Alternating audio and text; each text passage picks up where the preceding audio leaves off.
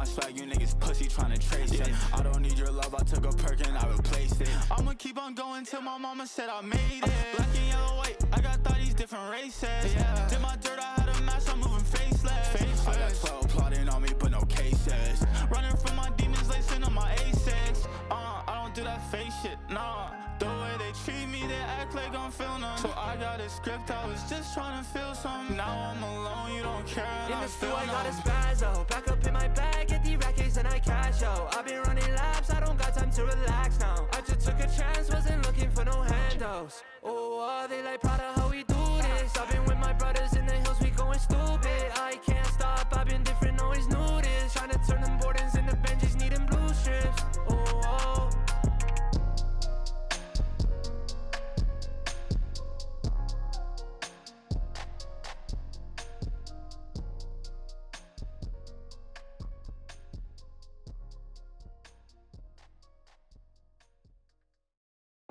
It was beautiful, yeah. Even though we planned forever, days of dreams, nights of talks, it was only us together. The world was ours, nothing out of reach. Imagine where we could be. Our dreams as one. Hope brighter than the sun. What could ever stop us? Then it all turned. I don't know why.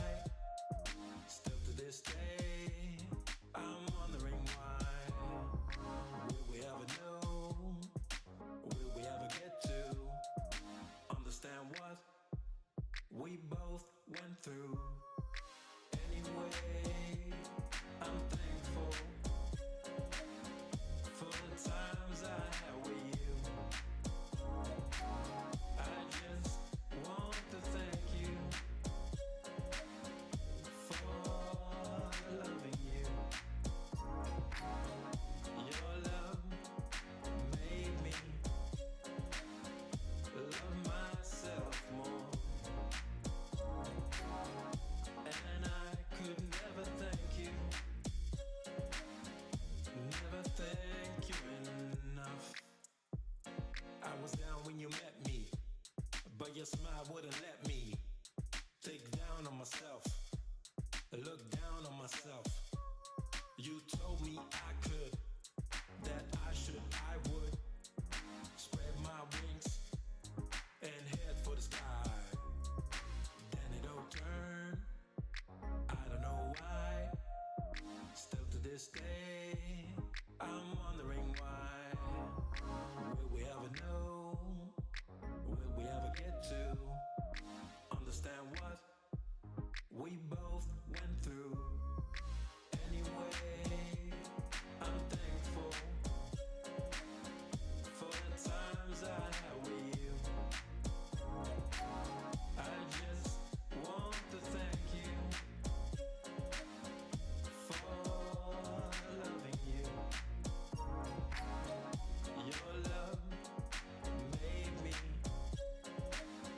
love myself more. And I could never thank you. Never thank you enough.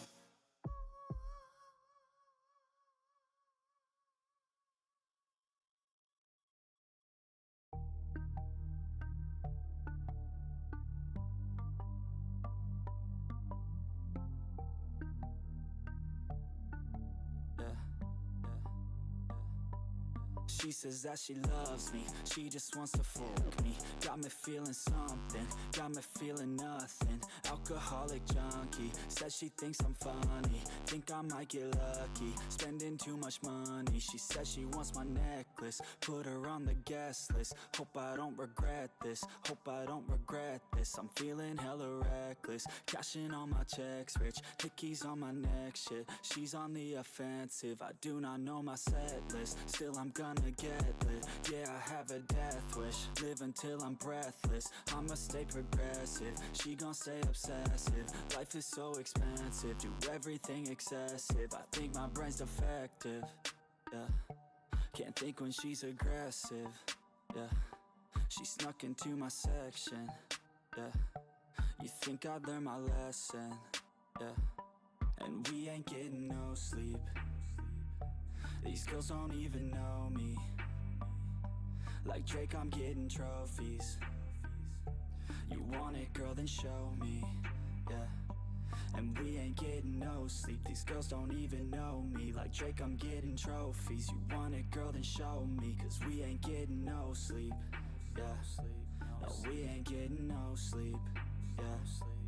She's sitting up in the front of the class, using that ass, she gonna pass. Keeping her pad and her pen in her lap. She been so bad with the men in her past. Now she just want the professor so bad. I'll give her lessons that she never had, like taking a freshman and teaching her math. I'll keep her guessing until she a grad. She always leaves them guessing. They don't know what's next, man.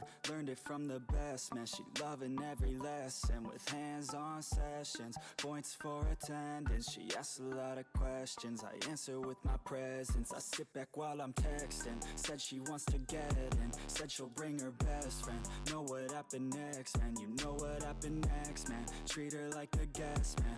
Rolling out the best, man. She had a confession, yeah. She wanna stay for a minute. She wanna play for a minute. She wanna slay for a minute. And now I'm all up in it. I'll be back in a minute. I'll be back in a minute. Make a track in a minute. And now I'm all up in it. No sleep. These girls don't even know me. Trophies. You want it, girl, then show me, yeah. No sleep, these girls don't even know me. Like Drake, I'm getting trophies. You want it, girl, then show me. Cause we ain't getting no sleep, yeah. No, we ain't getting no sleep, yeah.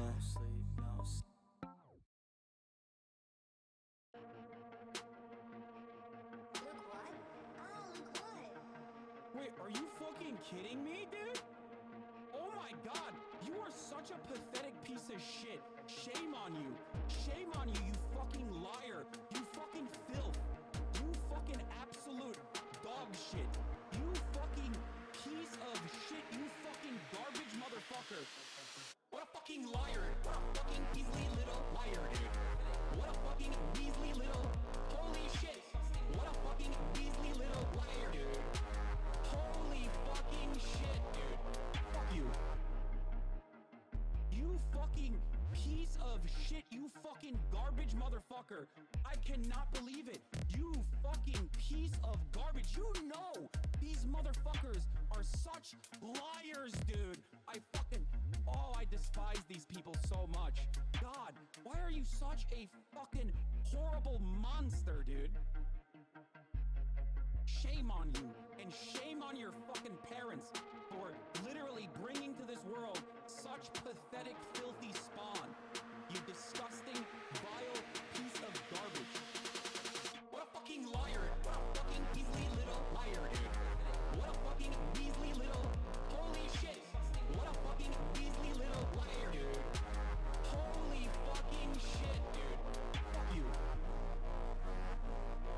Oh my god. Oh, this is disgusting. So fucking disgusting. What a pathetic worm, dude. Shit, dude. I just, fuck you, dude. Fuck you. Disgusting. You disgust me, dude. Hashtag my dick, dude. Lying for clout ass motherfucker, dude. What a fucking liar. What a fucking Weasley little liar, dude. What a fucking Weasley little... Holy shit. What a fucking Weasley little liar, dude. Holy fucking shit, dude. Fuck you.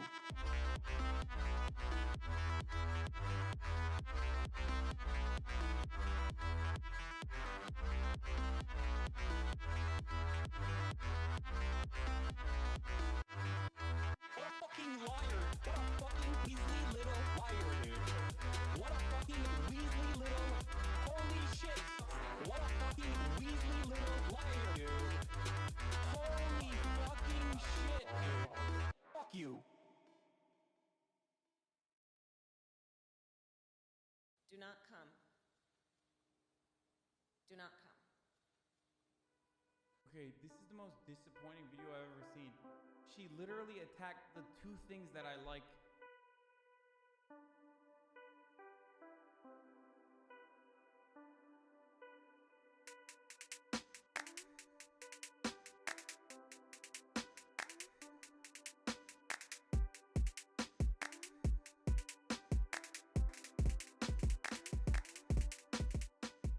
Hey, hi, hello. What's up, internet? How's it going? Hope everyone's doing well out there in the interwebs, in the internets. I hope it's um going good for you and everything, or as good as it can be. Holy shit! Holy fucking shit, dude. Tired. Day 28. I made it. Almost there. Home stretch. How do you not know? I don't know how people do this. I don't get it. I'm gonna be real with you. I think it's classifiable in the DSM. I don't think it's good for anybody. It's not any way to fucking live. I've barely been outside all month. Like, barely.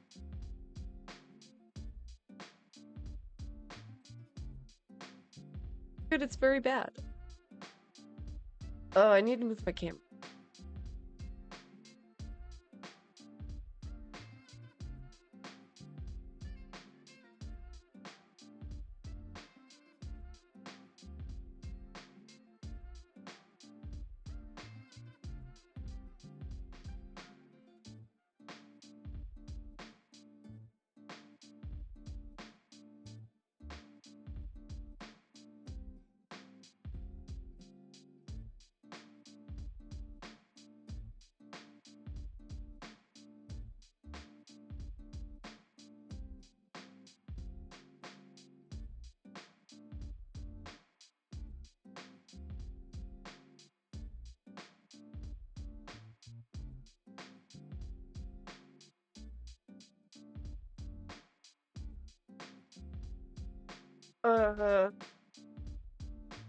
No, that still bothers me.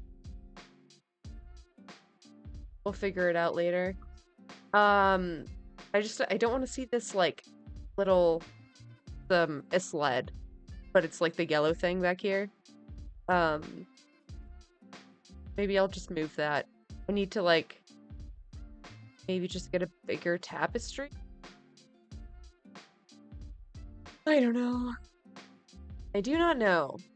I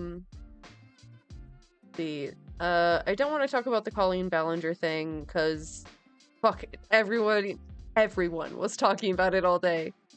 Everybody. Every goddamn buddy. The whole world. I'll just say it's fucked up. Worst apology ever. Worst non-apology response video, whatever, ever. Definitely incriminated herself. I can't believe she hasn't deleted it yet. I think she just wants the money at this point. It's stuck in my head, and I hate that. I hate that very much. Toxic gossip train. It'll never stop playing in my head. Terrible song.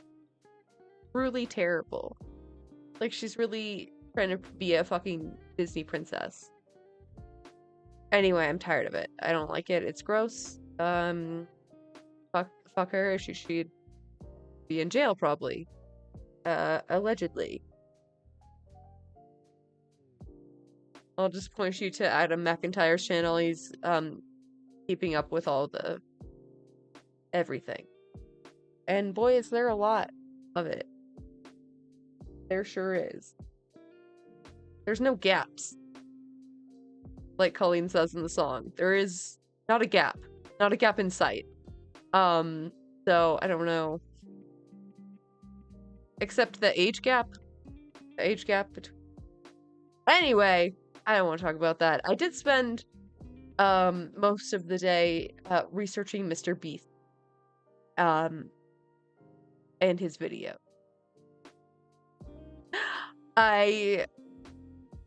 Alright.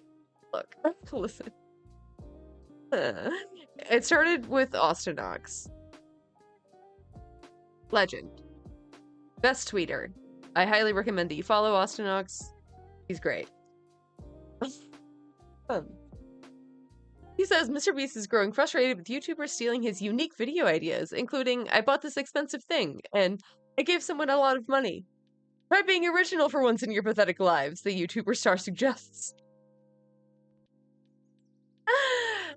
He didn't actually say that, but, you know, Austinox. Classic.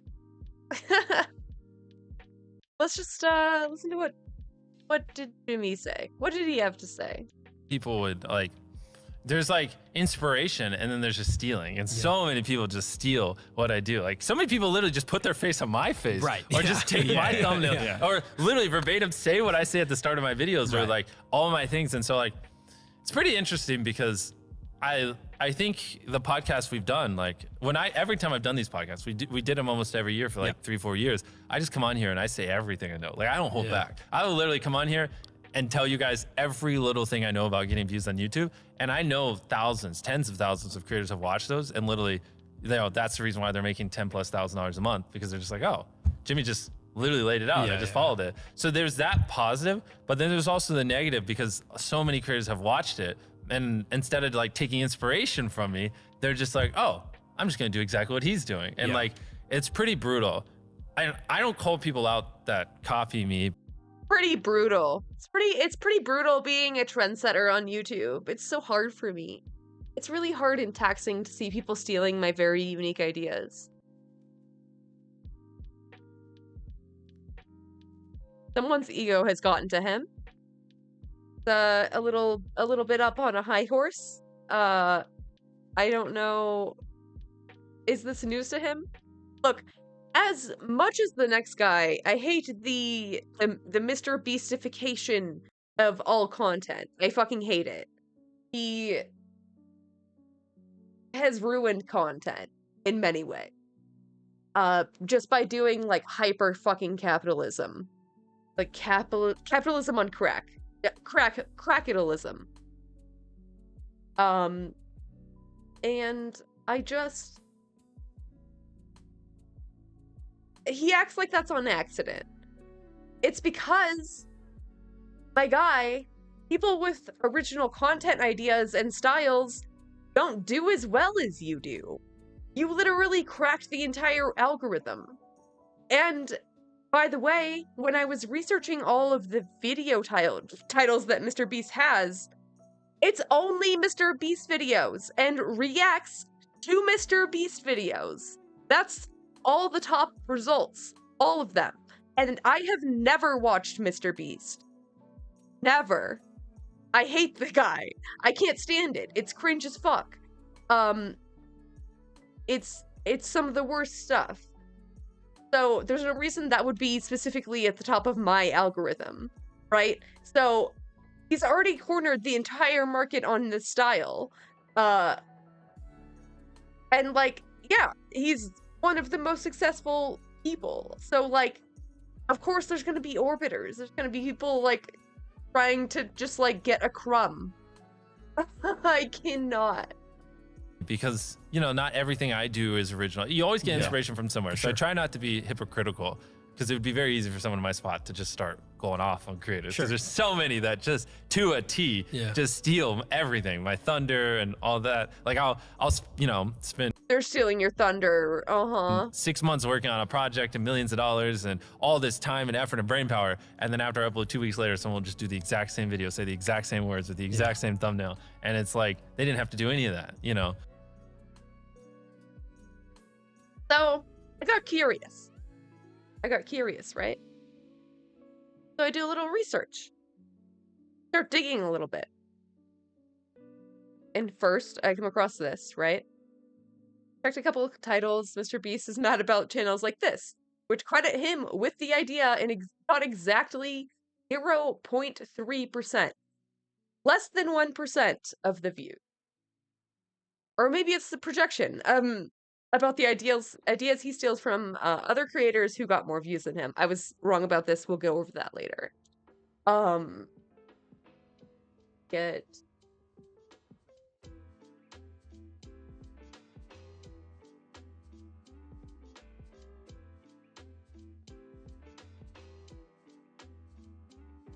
Okay, so this is the guy that got like less than 1% of the views he did for doing the same idea. Credits him in the title. And adds him. So that people can just follow Mr. Beast in case they find his video first. Less than 1 million views. 158 million views.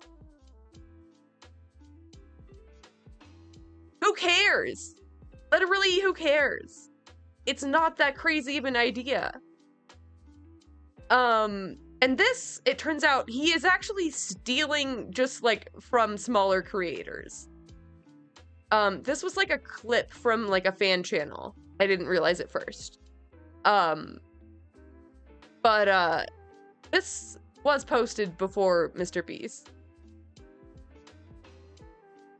People would like, there's like inspiration. Shut up.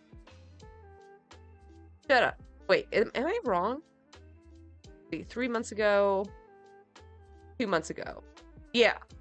This is the actual Mr. Beast that got 196 billion views compared to the original idea that got 8.5 million views.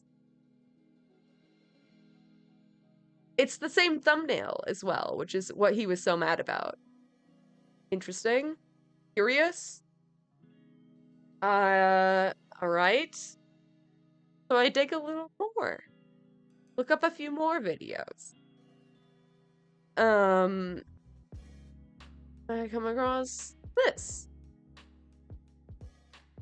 I hunted 50 YouTubers for $100,000 1 year ago. Preston. Then Mr. Beast does, I hunted 100 people 9 months ago. 107 million views.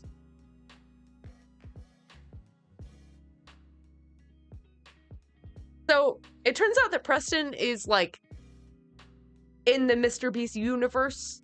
I don't know if they're, like, friends or whatever, but, like, he did steal the idea and get more views. So, I don't know. I don't know. I'm curious, so I keep looking. This is another Preston video. The Bounty Hunter one. 162 million views. That's insane. And then Preston got 8 million. I have the dates in the tweets as well, in case you're not sure. Preston posted in October 2020. Mr. Beast did his in April 2021. And then his solitary confinement video. I remember this going viral, like right before he did his. I think it was around the time Orange is the New Black was popular, if I remember correctly. Okay? So, she only got like 178K, right? Yes. And she posted in March 2020. And then when he posted in May, he got 274 million views. And this is somebody, by the way, who actually went to solitary and was raising awareness about the prison system. She was literally doing, like, awareness about, like, her experience in... Oh, I didn't post this one. There's another one. She talks about her experience, like, what it was like actually being in prison in solitary in the shoe. So I like, it's just so unoriginal. So, wait.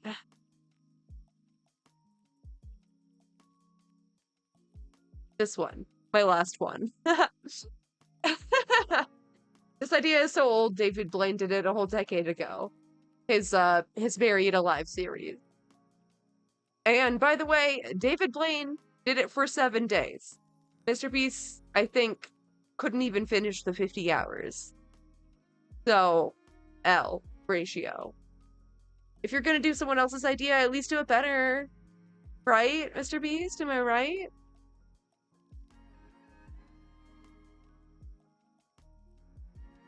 So, that's what I did today. What did you do today?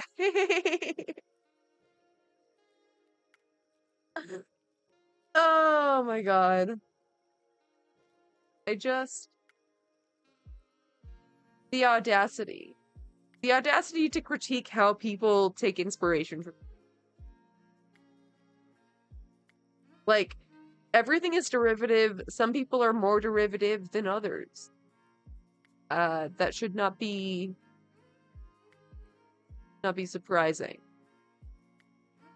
And so when I went to his YouTube channel, right?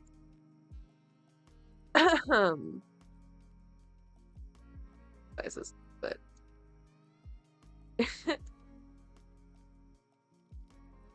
the only like videos that couldn't be replicated, like he was talking about, like direct copy paste, are these ones. 1 versus $1 billion yacht.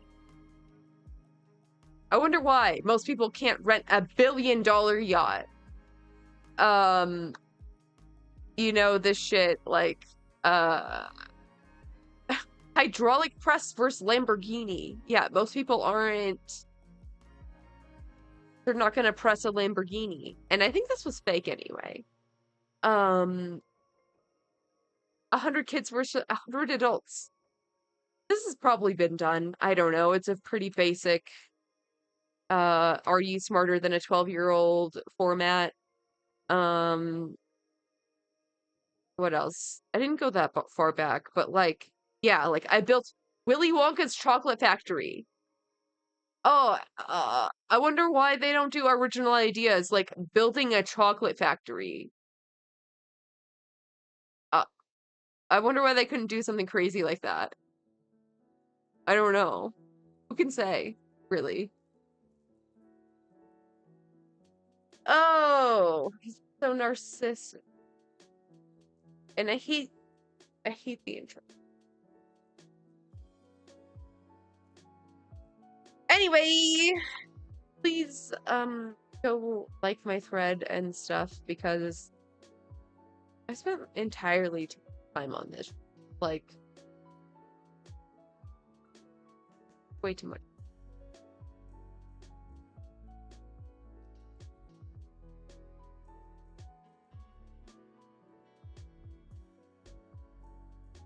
And nobody cares. Okay.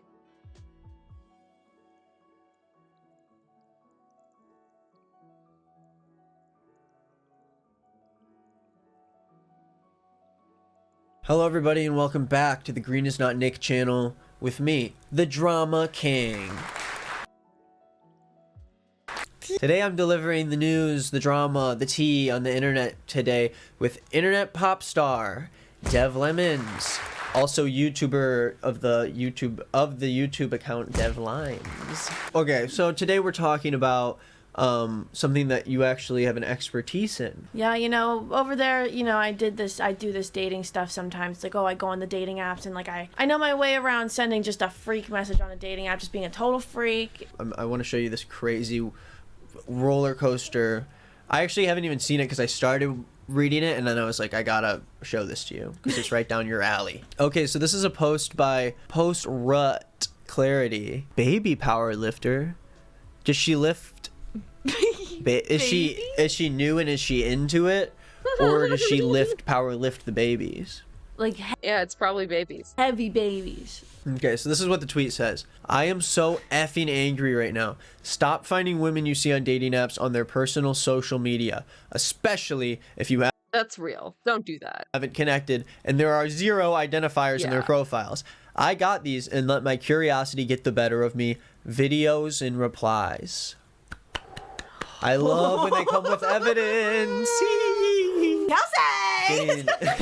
So I think he saw her on a dating app and then found her on Facebook and started messaging her, and they didn't even match, which is just insane. Yikes. Oh, That's like insane. so freakish. Yeah, that's happened to me. It's very weird, and I hate it. I don't know how they do it.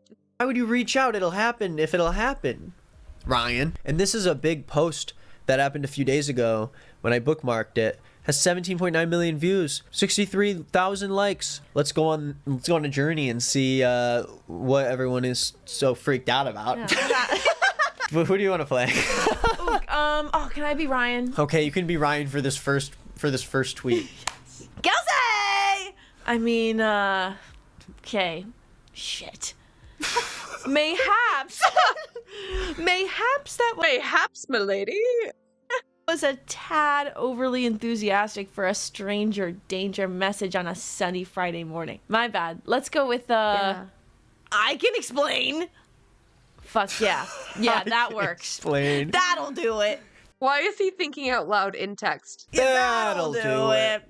I think that'll help him. What the hell? Mayhaps I was a tad overly enthusiastic. This isn't just some prank. Like, I can't believe this guy's a real guy and he's sending that unironically not as a prank. Sorry, do I know you? Oh, hey. Oh my god. No, we don't know each other. Oh hey, wow, crazy. Imagine seeing you here. Sincere apologies for the...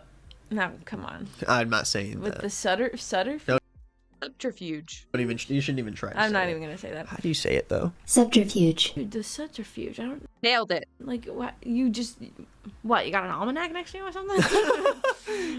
You're really trying to impress her with a big An word. almanac?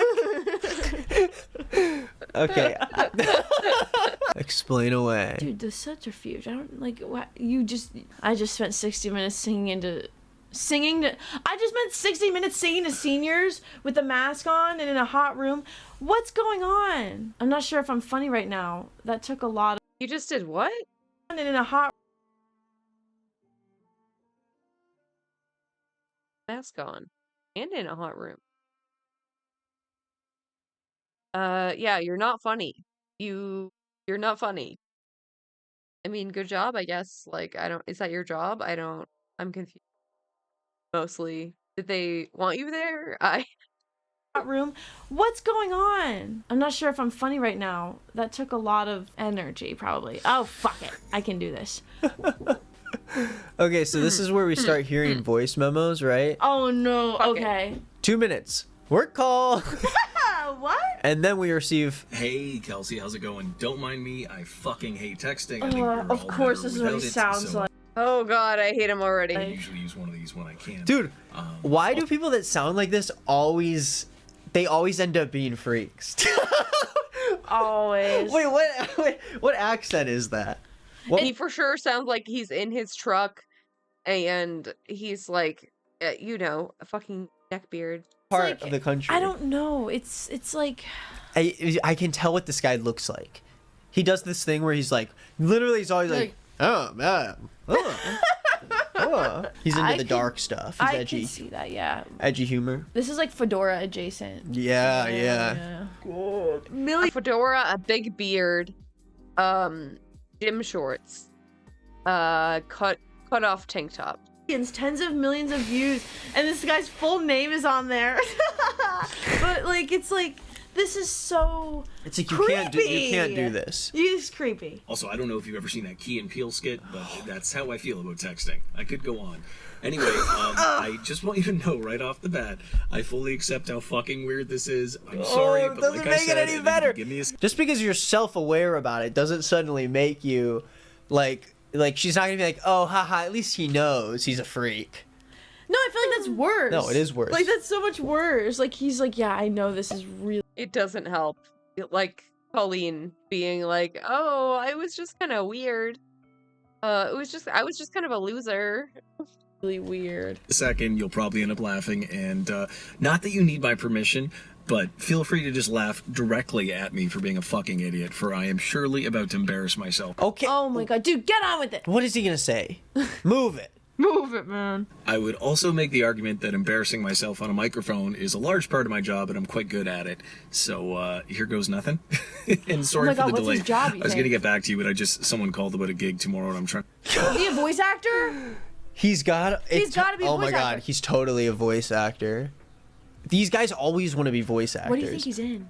There's no way he's in something popular. I think it's like he's probably just Look, not all voice actors, okay? I know some very nice voice actors. playing a scrotum or something. I don't know. A grundle. What is that? Also, I'm not sure if I'm sorry for the delay. I was gonna get back to you, but someone called about a gig tomorrow, and I'm trying to help them find a musician.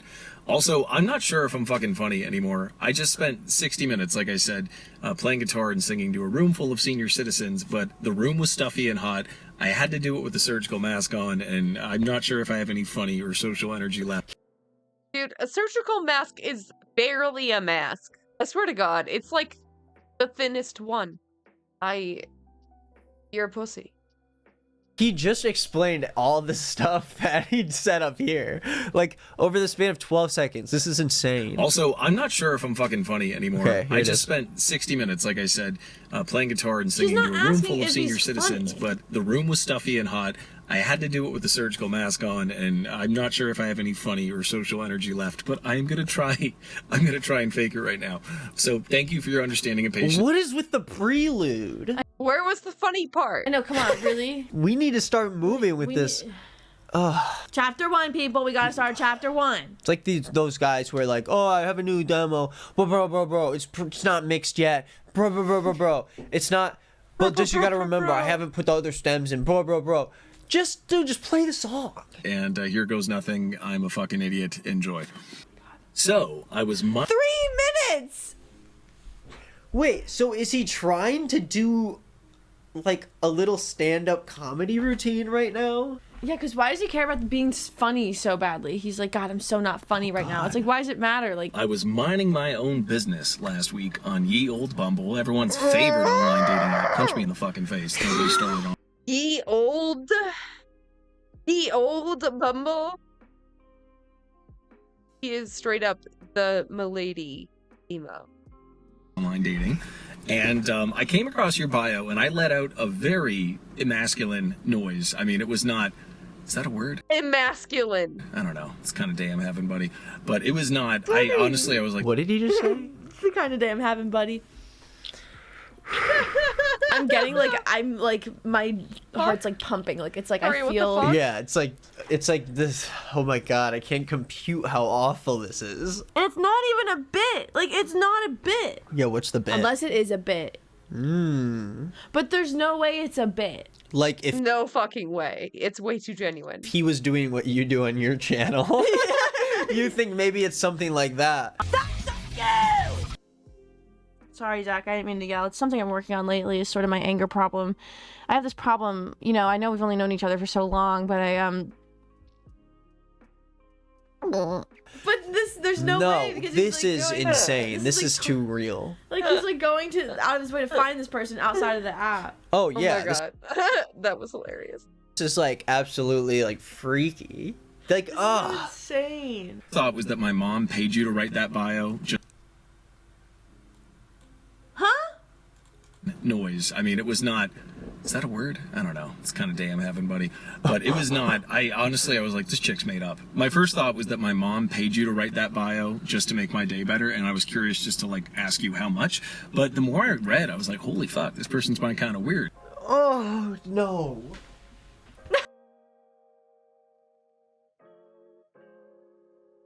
I'm sorry, what? Freud has entered the chat? Just to make my day better, and I was curious just to like ask you how much. But the more I read, I was like, holy fuck, this person's been kind of weird. Oh no. No! Like it's like the suspense is killing me. Like I need to actually like just take a breath. I feel lightheaded. Yeah, I think I'm gonna be sick. Holy fuck, this person's been kind of weird. And I just figured I'd say howdy, and that if I talk to myself like an asshole for a couple of minutes, you'd probably feel the same as me. Now, I'm not going to pretend to know the depths of your soul from a couple cursory sentences and some photos, but The way he's saying this sounds like he wrote wrote a script like for some fucking young adult novel. What is Ye Old Bumble. Come on with Ye Old Bumble. Yeah, throw that out. I'm gonna pretend to know the depths Whoa. of your soul Gonna from a pretend- couple. No, No, no. I'm not gonna pretend to know the depths of your soul. No, I'm not gonna pretend to know the depths of your soul. No, I'm not gonna pretend to know the depths of your soul when I from a bet the couple role. That's good. cursory sentences really and good, some I know. photos. But I am a very good judge of character. I'm a keen study of like personality and psychology, and you know, I've been. Oh god, I have to keep watching. So he's a psych major too, of course. No, unless he's like just does it for fun. In the trenches of online dating for a couple of years, so I definitely know how to identify the kind of person I'm like, if nothing else, the world would be better if we were friends. So, hear me out. What? First of all, I never fucking see that shrug emoji. No, Easy. Did he just say he never sees anyone use the shrug emoji? I'm the only one that uses the shrug emoji. Stop. Are you kidding? I mean, everyone on Reddit, which is not a good thing. That's not a good commonality to have. You never want to be in a Venn diagram with Redditors. So. Up. first of all, I never fucking see that shrug emoji. No one else uses it. It's typed into my phone. If I type shrug with 2 G's, it just shows up. Same thing on my laptop. Like, I'll use it in work emails. Fuck it. So right away, I'm like, This guy's a rebel. Sometimes I put the shrug emoji in my work emails. Fuck it. Fuck it, dude. Don't care. Fire me. You think I give a so right away, I'm like, interesting. I don't get it, though. She's cute. For how pretty she is, she should be boring. Why does she seem kind of strange? God! Dude, come on! Why would you even... I hate women. I just think you should know. Leave that part out, maybe. Cut that. Make that. Why do you even say that? Like, it makes sense if you're like, oh, for how pretty you are. Like, I thought the only reason you came and dated me was like you had to be boring or something. But like, she didn't choose to talk to him, so he's like, oh, because you were pretty, I assumed you were a boring piece of shit. He's like, you're not like the other girls. You're pretty and you're interesting. It's like, stop putting these other women down. Like, Respect oh my them. god, yeah. Boring. Why does she seem kind of strange in a good way? I think you said something about live music. My job is actually live music. I play guitar and sing. I do about 25 shows a month. Of course it is. Of fucking course. I know it sounds made up. I feel like I invented the job. Ever tried 24? Get it? It's redonkulous, but I live... Redonkulous. Oh my god. It's causing me physical pain. Oh, I'm cringing. I'm physically cringing. Make it stop. How is there still, like, 2 minutes in here? Fuck. Did you hear It's that? redonkulous? I gotta go. Stop it! I thought like you gotta did. go. I thought something genuinely bad happened. Like I you, need to go. like I thought like you farted and like it's because, like and it's Like I invented the job. It's redonkulous, but I live very comfortably. Life is good. I do play at a lot of retirement homes, and it's great for my self-esteem, Kels, as I am a big hit with women. Did he just... not Kels. So, I assume that her name's Kelsey on everything else. Wait, did he just say I'm a huge hit with women? Why would he call her Kels? Kels. That is ridiculous. Little, they're already at the pet name stage. I think that's cute. Kels, I'm telling you. Kels. You know me. I had my ass grabbed by someone named Ethel last week, and for a second I was pissed and a little put upon, and I was like, honestly, I've been working on that, so thank you. I'll take it. But yes, it's just... Oh yeah, and just the night before, I'd been talking to one of my best friends in the world, Roxy. Just people that, like, match you and they just write, hey. So if someone writes, hey, I just write hi. And if someone writes, sup, I go, nothing much. Oh my god. He's insufferable. Insufferable. And if someone never responds to me at all, I decide to track them down on Facebook. Yeah, it's been like we're like 2 minutes into these voice memos, like 3 minutes into these voice memos, and I still don't understand what his point is. What is he's literally just rambling. This is so weird. Like, it's so weird. Who's Ethel? Who's Ethel? He's got his question. ass smacked by a girl named Ethel or something. An old lady, because An he old plays lady? music.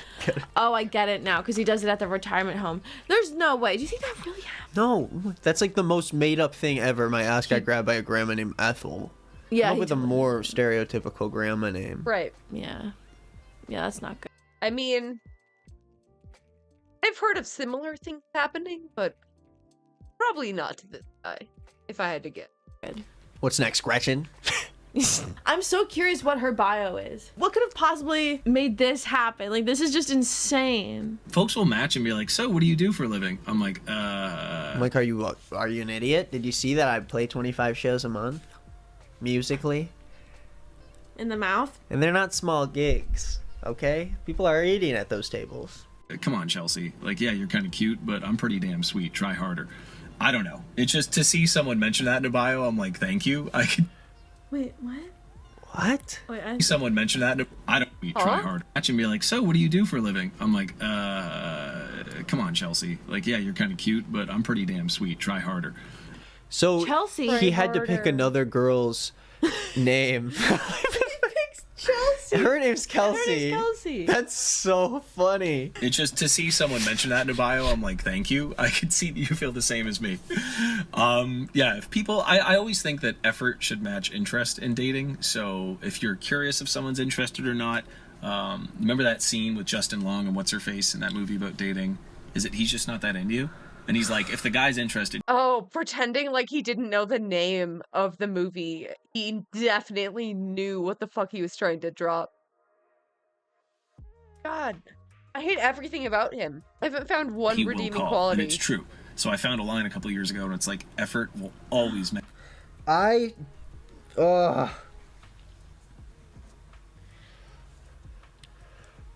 Yeah, but we're not, like, she's not worried about how into her this guy is. Like, it's like she's the one She who's... doesn't even know who he is. She swiped left on him. Yeah, she probably didn't even swipe right. Like, she doesn't want you to make the effort. This is insane. Match interest. It will show you how interested someone is. And like, I'm pretty goddamn sweet, and I am not that lonely, bored, or horny. I'm not going to take breadcrumbs from someone if I want a sandwich. So if someone hits me with a hey or hi, you can go fuck yourself. This cannot be real. Fuck. Take breadcrumbs. Wow, he expects so much, like, immediately. That's crazy. Yourself. That's insane. I refuse to think that there are people who walk the earth like this. He reminds me of a guy who plays Halo. Yes. Yeah. A dime I'm worth doll. more. Damn it. This is where Wait, they want a sandwich. So if someone hits me with a hey or hi, you can go fuck yourself. I'm worth more. Damn it. This is where the Kelly Clarkson song comes in. Yeah, no, your bio is just, there was so much intentional effort put in, and What song? I'm sorry, what song? honestly, the more I scroll down in the pics, I'm like, this does not match up. I don't want to sound like an asshole. Like, attractive people can also be Too late. interesting and funny, but it's just incredibly rare. I speak for myself because I'd like to consider myself one of those. What? Can we please pull up his profile? Pain. Can we please? Don't mess with this guy, guys, but we gotta find him. Fucked up, guys. Seriously. Musician. Oh my god, people keep looking him up. Oh. For the love of fuck. I was like 2 minutes in. 5 minutes? Jesus Christ, there's more. There's 5 minutes more. I don't know if I can do. I don't know if I'm strong enough. Minutes? This is like a podcast. What do you think we should do? Should we listen to the whole thing? Oh, we can speed it up. Oh, that's nice. One and a half. For the love of fuck. I was like 2 minutes into one, and it was awesome and funny, and I was so proud of it. And then someone called me again about a gig this evening, and it's like, you know that thing where your Oh, I'm so popular and famous. friends know you're busy or you're on a date or something, and then that's when they decide to call. Jesus Christ, we'll take it as a good sign. Huh? So I don't know if I'm repeating myself, but yeah, no, your bio was just the fucking bee's knees. I mean, Dude, Oh, you have repeated yourself like 10 times. you Listen. said that like 5 times. top 3 in like the hundreds or thousands I've seen. It was just, I don't know. I'm a very good. This is okay. I really want to see the bio. Like so badly. Should I? Okay. What speed should we put it on? Let's do like that one. That one's to judge a character, and you just seem like my kind of person. And I'm not saying we're star-crossed lovers. I don't know you. We don't know you, but generally it's my certainly range with it. It's just Okay, I maybe we honestly should wouldn't even slow type- it down a little bit. That was a mistake. I'm scared. What did he just Don't do that. But generally, the bios hurt my brain and make me think that maybe I should just try the other sex or not talk to people anymore. And yeah, it was ridiculous. I honestly wouldn't even swipe on someone that lived in Brain. Tried the other sex, bro. You can just do that. You don't have to wait until you hate women this much. Holy Stanford, but I meant what I said. Like, I think the world would be a better place if you and I were friends, if nothing else. So I fully accept how strange and unconventional this is. I got a vibe, and I figured I got to go with it. I was like in a really good mood that day. I don't know. I'm totally winging it. But yeah, a lot of my clothes. Yeah, we can tell. We can tell, man. Yeah, we can tell. You have, like, you just keep talking. Everyone, unfortunately, has a couple stories of having to block someone's number, or an ex just won't leave them alone, or going to the cops. Fuck, dude, I've had to block a few numbers of crazy people that didn't know they were crazy. So I really, really apologize sincerely if this in any way like triggered that. Or This is literally, how much crazier do you get than this? Yeah, right? It's like, okay, are we sure they're the crazy ones? Oh, but they didn't know they're crazy. They don't even know. This dude knows he's crazy. He's self-aware as hell. Yeah, what the hell? it was weird or whatever. Kelsey, that's the furthest thing from my intention. I just wanted to say howdy, and I figured if I talk like an idiot, you'd probably feel like I did after I looked at your bio. So, yeah, I'm trying to put myself in your shoes now. What would I want to know if I was Kelsey? Oh, okay, it's not. I saw the Twitter thread. I wanted to boost it, but you gotta have Twitter Blue. And be signed up for Twitter ads. Damn. I already did that for your account like a month ago. Oh, yeah, I canceled the Twitter Blue because it wasn't, like, I didn't get any more engagement or anything. I don't know if you want to do that again. Oh, okay, thank you. Reviewed at some point in the future. Cool. Don't cancel it. Alright, I wasn't sure. It didn't seem like... I mean, I got more views, but it wasn't like... I didn't get any likes. I was just being seen by people who didn't like me. I just... IDK. Be able to do ads or boost. Okay. It was a crazy thread, right? I spent so much time on that shit. I didn't boost anything? Oh. Okay. Mainly people that won't like your content? Elon effect? Yeah, there's a lot of simps. For sure. I mean, there's still a lot of, like, twit and, leftists in general that are there who haven't, like, gone in onto Blue Sky and shit. A right-wing hellhole. Don't I know it? Don't I fucking know it? The only comments I get on Twitter are, like, hate comments that are some bullshit. It's so rare that I get some, like, actual nice person. Yeah. Not fair. You've seen mine. Or sorry, I've seen yours and you have not seen mine. If you want, I will screenshot my Bumble bio. I'm quite proud of it. I think it's pretty fucking good. It represents... I, like, went over the thread at the beginning of stream. I don't know if you'll have time to, like, cut that. I want it to go up soon, but, I was, like, pretty concise. It's, like, 30 minutes, 20 minutes. If not, I can do it, but let me know. How? Oh my god. Ugh. Real. Same. I can't wait to see her bio, That unless sucks. it says like the craziest shit ever. Like if it's just so her bio is like, I want you to be a freak to me. I just am so, like, imagine it's just, like, here to have fun. And what else would I want to know if I was you? Gee, I'm like 6 feet tall, pretty damn handsome. I'd give me like a 7. Now like a 7.5 out of 10 looks wise. I mean, to my knowledge, no one's dated me for my abs or my hair. I'm guessing it's because I'm funny and honest and clearly very humble and go to therapy and emotionally intelligent. Wait, did he say he goes to therapy? I doubt that. I doubt it. Won't be able to tell the VOD. Oh, the VOD. Yeah. No, I can publish it on Twitch right now. I go to therapy? There's no way we're listening to the whole 5 minutes. Please. But Please don't make me do it. Please don't. yeah, I'd say 7.5, maybe even an 8. I'm feeling really fucking good lately. I got a tan. I'm up to like 80-second side planks. I hate them, but they're totally worth Why it for is the this core. guy still talking? And- No. Stop. No, actually, yeah, no. He could have put this in a better way. It's still a weird thing to do, but, like, this is, like, the worst possible way to explain doing this, like... Sitting here, a middle-aged guy in his car with the AC on and a SpongeBob shirt. Oh, I guess I can't publish until it's the stream is over, but I will. And I would call this like the technological version of, you know, when like Noah stops Allie in The Notebook and he's like, I had to talk to you. Not The Notebook. Not The Notebook. I loved that movie when I was like 16 years old. Holy.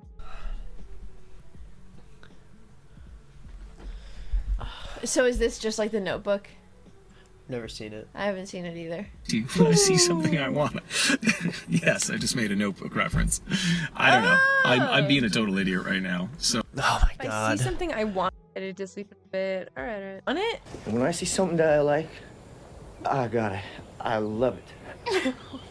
I go crazy for it. What are you talking about? When I see something I like, I love it. I had to talk to you when I see something I want. Yes, I just made a Notebook reference. I don't know. I'm being a total idiot right now. So if nothing else, I figured you. It's on React to Colleen. Yeah, I talked about that too at the beginning. It's so fucking whack, dude. I can't believe it took him so long to like hop on the train. Like he should have been talking about this like years ago, honestly. I can't believe some of the shit she was doing, like having kids put like their hands down her pants at shows, and it was an ongoing bit. Like Hassan didn't realize that for way too long. Like it's at every show she does that. Like it's all so fucked up, dude. It's so fucked up. And the fucking ukulele, that song is gonna be stuck in my head for goddamn forever. The toxic gossip train. I've heard a conspiracy that she did the song bit because it's easier to claim content that's in a song. I think she might be like devious enough to do that. Like, you don't do that on accident. She fucking wrote, recorded, and fucking rehearsed that shit multiple times. It has like 10 verses. It's 10 minutes long. It's like a Weird Al song. How long did that take her? She took a break? No, she's been writing this song the whole time.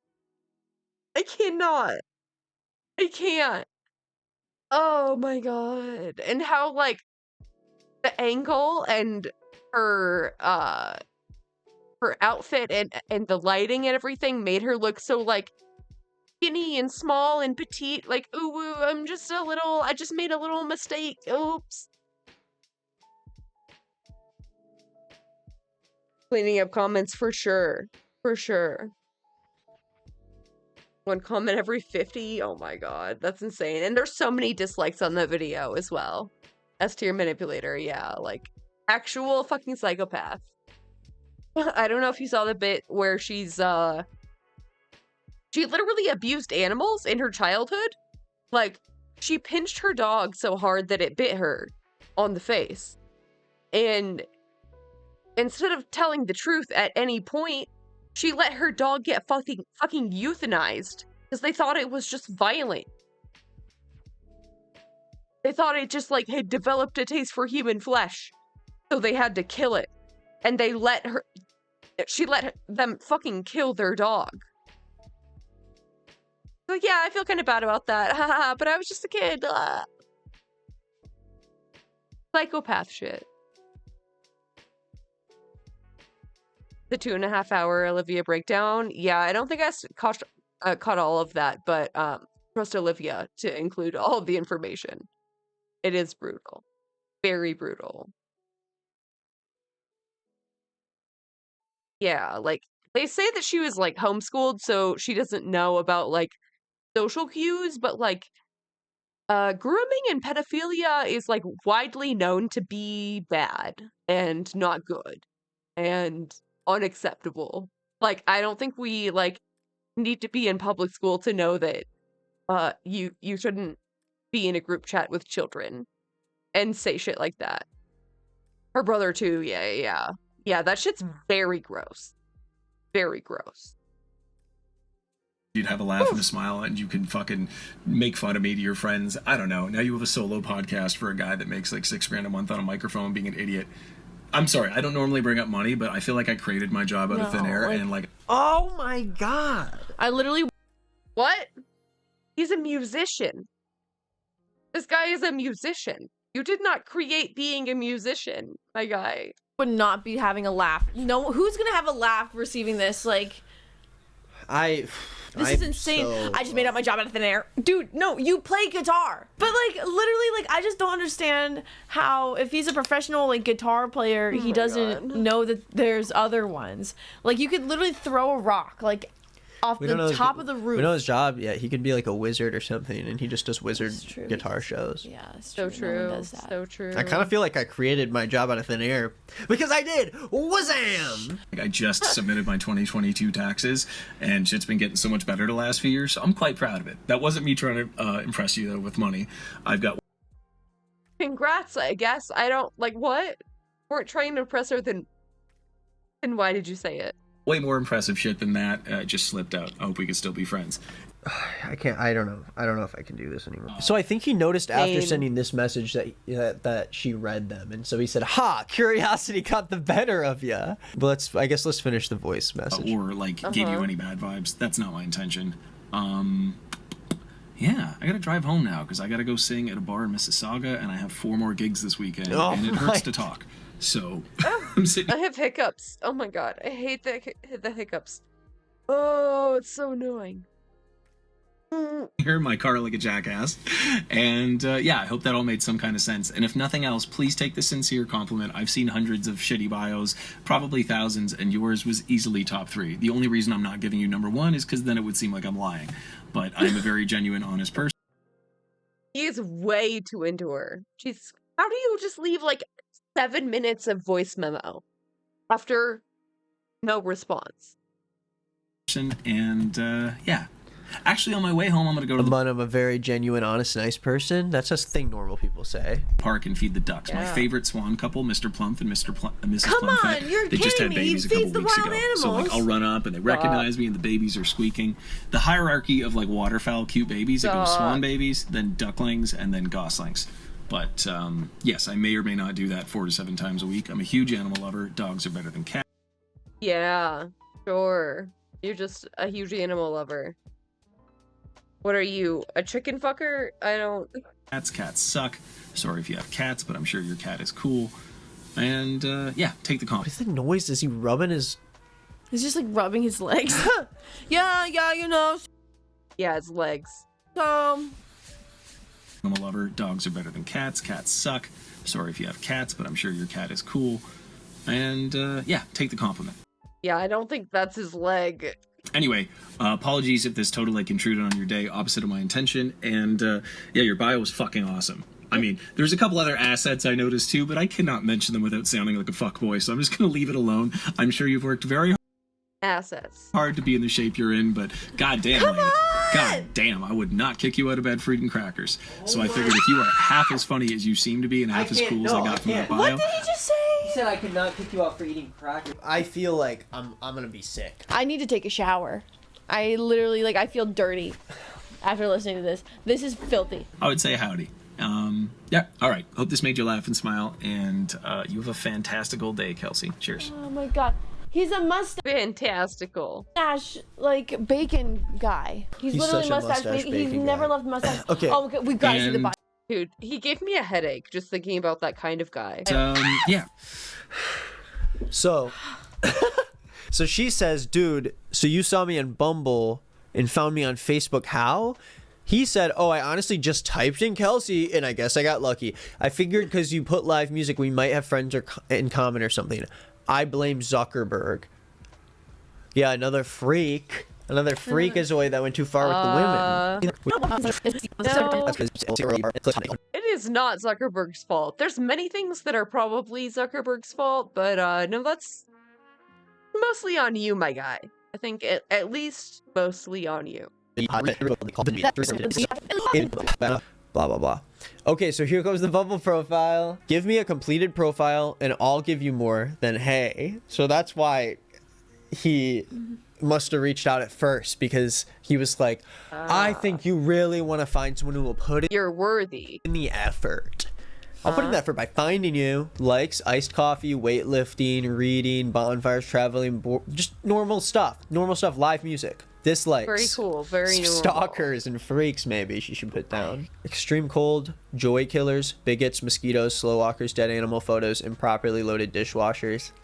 Yikes, lock me up and show away the throat. Fuck! Oh, it's okay. No, it's okay. It was funny. It was good. It was good. No, it's okay. No, it was. Freshly baked sourdough, new lift, PRs in the gym, perfect weather.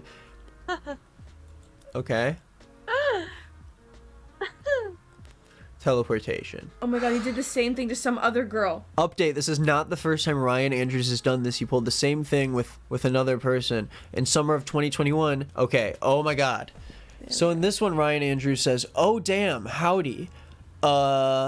Firstly, let me..." Oh damn. You don't have to message your first response. If you see her and you think, "Oh damn. Oh damn, look at that. Oh, look at her." You don't have to say that. You could start with howdy. I would recommend hello or hey. But sure. You can find people easily online, especially from their dating profiles. A name, a picture of what they look like in the city they're in is game over. Throw in their job or just job industry. All those are searchable on pretty much the platform. Yikes. That's scary. I hate that. Let me say I know this is weird. Definitely not a serial killer, but he spelled it wrong. Come on, man. Also not trying to get you into permanent blah blah blah. He literally said the same pyramid scheme thing. If you give me the tiniest bit of room to explain, I bet you'll laugh and everyone's day will be better. Warning, I'm ridiculous and quite goofy. Plus, I've had some coffee today. I'm like the opposite of a Gilmore Girl. I'm so silly. They need more of it. More of what, Gilmore? I think coffee. They need Gilmore of it? I should not be allowed to have any. He found me on Facebook. After I replied, "I am not interested," he unsent all the voice memos, but it was about 6, all over 2 to 3 minutes each. He said a lot of the same creepy stuff, like the big feet line. Oh. Big feet line. He says that? Did we miss that? I think we missed the big feet line. Everyone's commenting, saying about like the same shit. Everyone's just like, this guy's a freak. Mayhaps that this would be insane. Yeah, that was not right. That's the mayhaps. Do not mayhaps. Do not perhaps. Do not milady. Do not. Just not right. So anyways, I do want to say, I saw a comment who was kind of hating on her because they said that she basically doxed this guy. I think that's a little silly. I think first and last name, especially when it's someone who came into your own profile and invaded your own space. I think it's kind of ridiculous to be like, "Oh, we're doxing him." Obviously, all of this goes with saying this guy is a dork, but he's probably deleted his Facebook by now and is off the internet. So don't do anything to ruin anyone's life, please. Yeah, don't do anything to ruin anyone's life, but just don't whine about it either, okay? No one's messaging Ryan Andrews. Look up Ryan Andrews. See how many people come up. Guys, we can't find him. We tried. We tried to mess with him, and we can't find him. That was creepy, guys. Seriously. Don't do that. Guys, don't even do anything close to that. It's not right. That stuff is not right. Okay? If someone swipes left on you, it's not meant to be. I don't think you're going to change their mind by going to their Facebook and messaging them 10-minute long podcast. Don't do it. Don't do the podcast method. Thanks for joining me. Yeah, anytime. Check out Dev Limes on the Dev Limes YouTube channel. Hey, and thank you guys so much for all the support on the He Said Us channel. We have the most viewed video on that channel now is my last video. There will be something that we put out today. It might be outtakes from this video. It might be another thing. But check out that channel. We're going to get it to 100K. We're going to get the Hegel drama. I saw that. Thing. Did. Here.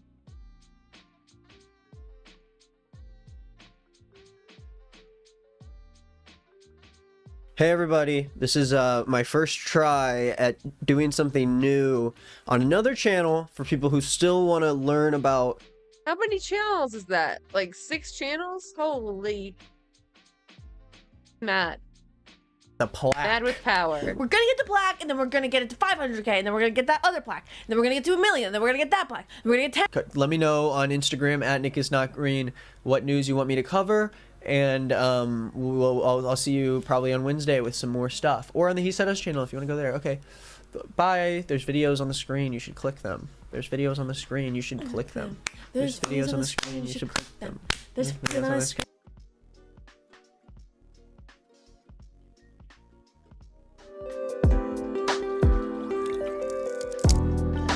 So, it seems like more than ever, Karl Marx and the political ideology he's most associated with. Who's afraid of Marx? Are you afraid of Marx? Don't be scared. The water's fine. Come on in. Are hot button political talking points. Now warning against what he calls Marxist trends in America. He's actually not a socialist, he's a Marxist. This is Marxism, and Marxism is based on the belief that no person has any value as an individual. Down the list, ultra left-wing Marxists. You keep using that word. I don't think it means what you think it means. And some US politicians have gone so far as to ban teaching topics adjacent to Marxism, while others have mandated that students spend 45 minutes of class time a year learning about the horrors of communism. I mean, in case you didn't already get this, that's in Florida. Well, at the risk of having someone leave a comment about how I have a hammer and sickle where my soul should be, there might still be a lot we can learn from Marx. Because contrary to what some might think, he wasn't really a dogmatic thinker. Seriously, like at all. And maybe we're at risk of getting it all wrong when we read him as the mastermind behind a grand political system. Could Marx actually help us make sense of the world we're currently living in? Let's find out in this Wisecrack edition on Marx, Deep or Dangerous? Okay, so most famous thinkers have their one big book, their Bible, so to speak, which outlines the core of their big ideas. Plato has The Republic, Darwin has The Origin of Species, Adam McKay has Step Brothers, and God has the literal Bible. So what about Marx? Well, it's common to think that his Bible is capital, but to really understand what Marx is hi there, Rustuco. Welcome in. doing with capital, you gotta keep at least two things in mind. First, just like that novel that I've been writing for a decade, he never finished it. It was planned as a 6-volume work, making him the George R.R. Martin of economic analysis, and later pared down to a planned 4-volume work. But during we're just checking out this little video about Marx and why people are afraid of him. What's up with you? his lifetime, he only published the first, which remains the most read, most lucid, and most referenced. And then Friedrich Engels completed the second and third volumes, while Karl Kautsky published a version of the planned fourth. Now, second, if you think you're gonna understand something about communism by reading Capital, then my guy, I'm sorry. But it's not gonna work out like that. Because in blunt terms, it's not a book about communism. It's an attempt to both understand and then critique capitalism. And this is why even finance bros read Capital, because it's aiming to get at the inner workings of capitalism in a purely analytical way. Now, like any compelling tale, it's centered around a central mystery, which is, how is it possible for capitalists to make money? Now, obviously, they own things like factories, where they process raw materials like flax into something more refined, like linen. They sell the linen at a profit, maybe to a different capitalist who owns a company that makes coats. Then the coat daddy sells his coats to consumers like you and me, profiting from the transaction. Framed this way, you might be thinking, yeah, duh, capitalists make money by taking a thing, adding value to it, selling it at a profit, and using that profit to make more stuff. Geez, I don't need a dead German to figure this out. But if you step back and look at the economy as a whole, well, things start to look a bit weirder, because everyone does their job to make money. And in an ideal economy, everyone is making money. While across industries, gross domestic product and other indicators are often rising, the economy is growing, as we yes, line go up. Very familiar with the line go up. So often say. But if the economy is constantly growing by adding money, where is all this money coming from? Because if there is more and more money being added to the economy, then it seems like someone is paying more for goods and services than they're worth. Put more simply, why isn't there a limit to profit? And if that's the case, then who is getting cheated and how? Spoiler alert, you is you. It's you and me, but you too. Admit it's annoying when Bono comes around. Oh, it's the worst. Every time he says he's not hungry when we collect money for pizza, and then he eats like 3 slices. This is Marx's starting point. As he sees problems emerging, as soon Oh my god. That reminds me, I haven't actually had dinner today. I probably should do that, huh? soon as we start asking how it's possible for the capitalist economy as a whole to produce value overall. Now his answer is simple. It's the workers, stupid. Capitalists make money by hiring workers to do a job in exchange for a wage. Let's say a worker is hired for a 10-hour shift and puts in that 10 hours making some raw materials more valuable, i.e. 10 hours of turning boring flax into desirable linens. But a smart capitalist isn't going to pay the worker an amount that is 1-for-1 equivalent to the value of their labor produced, which would be 10 hours of work. not. Because if they do that, then where's the profit coming from? Instead, they'll pay the worker an amount equivalent to something like 8 hours of work. Now, this is necessary because to make a profit off their cloth, the capitalist must pay the worker less than the real value of what their labor has put into this cloth. The difference between the amount the worker is paid and the real value of their labor is called surplus value. Now, in Marx's eyes, capitalism only works because it is a giant machine for the milking of surplus value. The same goes for the appropriation of raw materials. For example, the miner will be paid less than the value of the coal they mine. In a more contemporary context, we could think about a graphic designer who's making a graphic for a company for their social media. This designer is going to be paid less than the value of that graphic in terms of impressions, clicks, and data. Probably a lot less. Okay, so without workers, the capitalists couldn't make any money because they wouldn't have anyone to milk surplus value out of. At this point, we just have clear analysis and not a call to behead a banker. Now, if we cross-reference this insight with Marx and Engels' Communist Manifesto, which was published around 20 years before Volume 1 of Capital, it becomes clear that Marx thinks a different economic system is inevitable because the bourgeoisie, which is the capitalists, need the proletariat, the workers, more than the proletariat need them. This is like saying that your boss needs you more than you need your boss, which isn't true for me. I love my boss and I need you, so thanks. Don't keep that weird kiss in this video because that felt like one of the creepiest things I've ever done on camera. And because life amongst the proletariat is generally pretty they're often motivated to overthrow their bosses. But this isn't an issue that capital is really concerned with. And in the book, Marx tells us absolutely nothing about what a communist society might be like. In other words, he's able to tell us precisely why the Olive Garden offers offensively bad interpretations of Italian dishes without also outlining the detailed plan for a competing chain grounded in Sicilian culinary tradition. Okay, but surely in some other book, Marx gives his detailed outline for the violent communist revolution, right? Must crush capitalism. Sorry, Jordan Peterson, because not really. It's not a thing he does.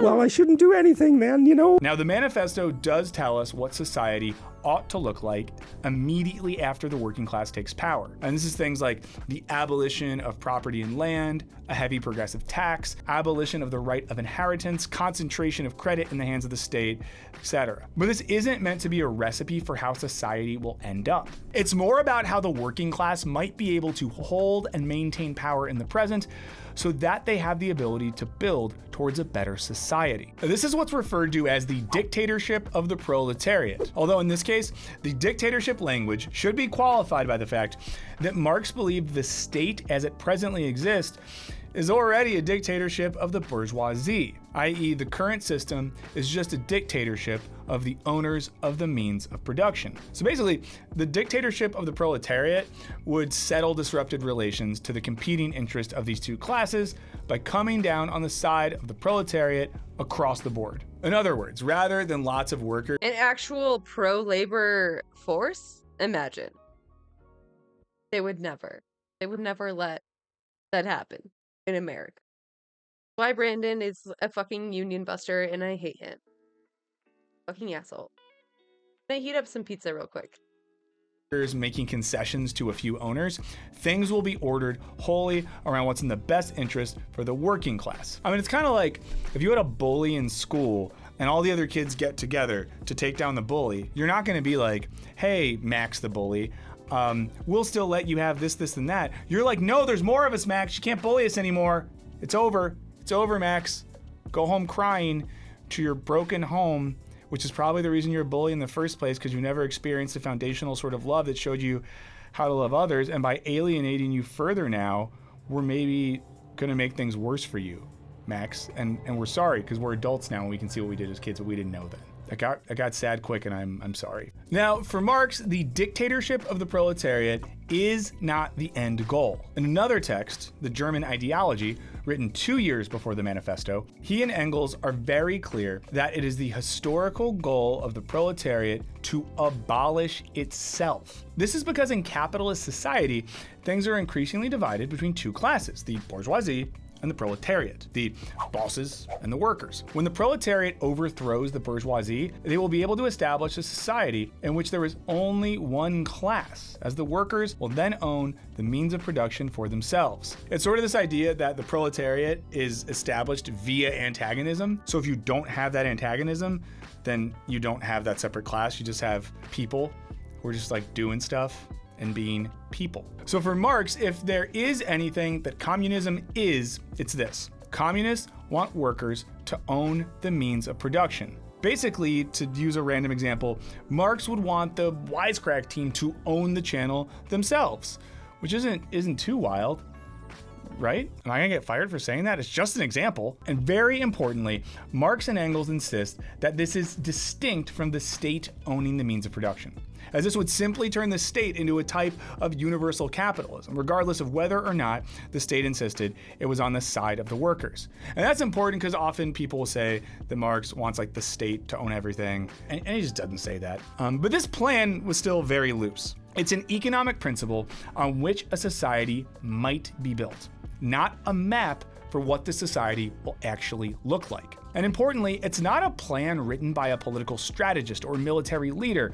but theoretical analysis and criticism written by an academic and journalist, largely from within the confines of his family home. And this is a pretty big departure from those who speak about Marx as if he had a blueprint to radicalize your children and put all the businessmen into work camps after he got done burning down churches. In his late essay, Critique of the Gotha Program, Marx tells us that the guiding slogan of the communist society will be, from each according to their ability, to each according to their need. Space. I need to eat now. I'll be right back. So there is certainly some indication that freed from the capitalist profit motive, we will all work together for the good of all. Marx and Engels also indicate in the German Ideology that under communism, people will be free to choose their jobs and not forced to specialize as we do under capitalism, where there's a strict division of labor, for instance, in a factory where workers might perform one distinct task all day long. As Marx describes it, for me to do one thing today and another tomorrow, to hunt in the morning, fish in the afternoon, rear cattle in the evening, criticize after dinner, just as I have a mind without ever becoming hunter, fisherman, herdsman, or critic. So there's an indication that there would be greater scope for individual spontaneity and free expression under communism. But again, this is just a very loose description of what Marx is hoping for. The main point is that he wants a world Jesse, sleep well. where people spend more time being humans and less time being workers. If you want to spend more time being a worker, let me know in the comments. Look at that. The carts go out full, but they come in empty. It's criminally inefficient. Quiet, mate. Hauling the empty cars is the closest thing we get to sleep. But don't you see? They could increase efficiency 4% if they use the empty carts to bring in heavy mining machinery. Hey, I like the way you think. Jubei! And while we're not going to go through the whole list now, it's also worth noting that many of Marx's most referenced texts were incomplete or went unpublished in his lifetime. And in this way, they represent his in-process thinking more than they do completed systems. So, does the incomplete theoretical nature of Marx's writings mean we should take him less seriously? Well, we actually think it's the opposite, as the in-process and incomplete nature of much of his work is what's so beautiful about Marx. Besides that gorgeous beard and hair combo, of course. But that beard probably smelled like We see this in another definition of communism, this time from the German Ideology. Communism is for us not a state of affairs, Oh my God. which is to be Why is no one talking about the smell of Marx's beard? Why isn't anyone talking about the mouthfeel? established, an ideal to which reality will have to adjust itself. We call communism the real movement which abolishes the present state of things. Here, Marx and Engels are making it clear that communism is not some ready-made system to be put together like IKEA furniture. Instead, it's an ideal, and hopefully a movement which could create a new world. It's also worth remembering that Marx and Engels were materialists, operating with a materialist method.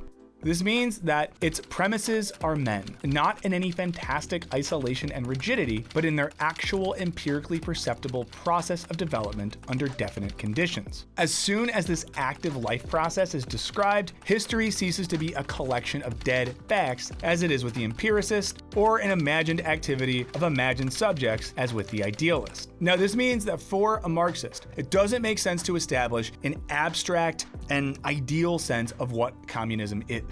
For Marx and Engels, materialist thinking starts from the concrete lives and conditions of existing human beings. This means analyzing what people have, what they lack, and what they need, and ultimately using that as a starting point to think about how things could be different. So to be a Marxist today doesn't mean to agree with what Marx said about his society. It's to use his method to analyze what's going on today. Though Lord knows, I think Marx would have just had a field day with cryptocurrency and the gig economy. This materialist method is what Marx did, or at least tried to do. Though of course, he was super wrong in many of his predictions about how things would develop. For example, the proletariat and industrial nations like the UK and the US never banded together to overthrow the bourgeoisie. Oops, we'll try better next time. But this Not yet. This is why Marx is so useful today. Whether we're philosophers, sociologists, political theorists, or just curious individuals interested in understanding what's wrong with the world today for the sake of figuring out how to make things better. In more reductive terms, Marx has always required us to add some of our own ingredients, like a taco flavoring packet that needs some beef before we can really do a proper Taco Tuesday. Taco Tuesday! But that's the fun part, as Marxist thought is a critical flavoring that we get to use to analyze our world in the here and now. It's not being scolded by some bearded 19th century weirdo about how we should be living. He wasn't arguing for a world where some humans ruled over others. He simply wanted to imagine a world where everyone would just get to be human. What a crazy idea. But what do you guys think? Does making Marx more boring actually make him more interesting? Does it make sense to be a Marxist in 2023? Or is there a hidden code in his books that outlines a horrific theory of fascist violence? Let us know in the comments. A huge shout out to this video's researcher, Tom Wyman. There's no secret code, but he was kind of racist. He wrote a book that's about Marx that introduces one of his texts. We'll put a link in the description, but you can check that out. Guy knows what he's talking about. He also wrote some other books, which are good too. Besides Tom, thanks to our patrons for being a part of our little, I don't know, working class collection of people that have enough money to support a YouTube channel that then gives them some content early, and we hang in Discord and stuff like that. But thanks to all of you out there who watch the videos, who like, subscribe, comment, and thanks for letting us explore ideas like this, because it's fun. And thanks in advance for all the totally mellow comments. I will see you next time. Opium. They'll totally be very normal and nice. Oops, I hit the mic. Oh, I hit it. Oh no, is that my coworker? Did I hit my coworker? Call HR, he's hitting the mic. I swear to God.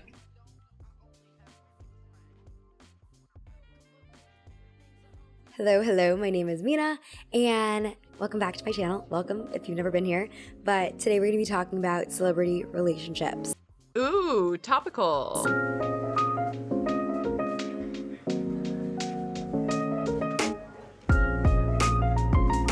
I feel like there's always like so many different celebrity relationships that people are talking about all at once, but I feel like the biggest news in my circle, in my algorithm, which granted may have been affected by the fact that I did go to Taylor Swift Eras Tour. Yes, I did. My friend's dad works for this company that had a box at the MetLife Stadium, so I was able to get a free ticket, which was really nice, and I had a blast. I love concerts. I feel like I don't really go to concerts very often because I'm just not very savvy with like Ticketmaster, and I also feel like I don't love any particular artist enough to spend like hundreds of dollars on a ticket to see them. So I'm really happy that I got this opportunity though, because I do really like Taylor Swift. I was just like looking at those ticket prices and I was like, oh, that's not gonna happen. So I'm really thankful to my friend Francesca. Shout out to you for offering me a free ticket. But why did I bring this up? Oh yeah, because Taylor Swift was on my radar, naturally, her relationship with Matt Healy was also on my radar, unfortunately, actually, because... Okay, sorry guys. I keep calling him Matt, even though I know in my heart that it's Maddie. It's just like, this is new information for me because for years, I always thought his name was Matt, and then it was only recently that it was clarified to me that it's Maddie, and I'm still trying to get that, sound moving in my mouth. Ew. If you don't know who Matt Healy is, he is the frontman of the 1975. Matt Healy is a very controversial figure. I feel like everything I know about Matt Healy has been fed to me against my will. I'm really not a fan at all, and he's done a lot of like crazy things, but most recently he was on the Adam Friedland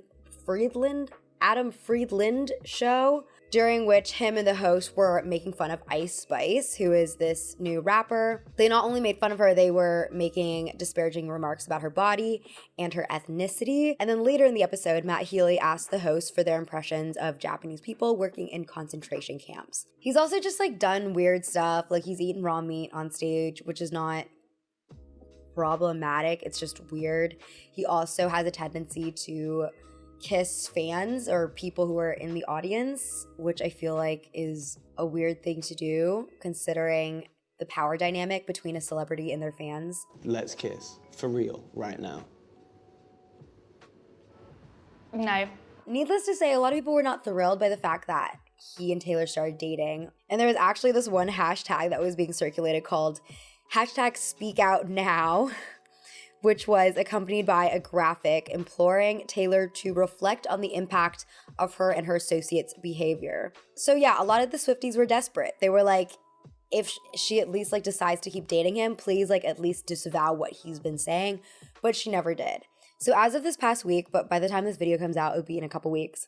So I'll just say as of recently, Matt Healy and Taylor Swift did break up, according to Page Six, super legitimate source.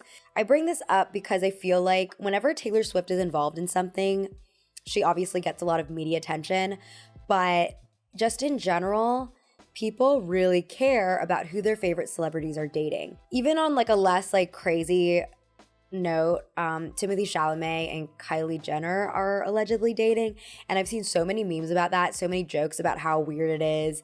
So yeah, even if like the people themselves aren't necessarily controversial, people still... What the fuck? I haven't heard about that actually. That's kind of wild. Gross. Care to a degree where it becomes an online conversation, and I just wanted to look into why we care. We'll also get into like the history of certain couples. We'll do some case studies.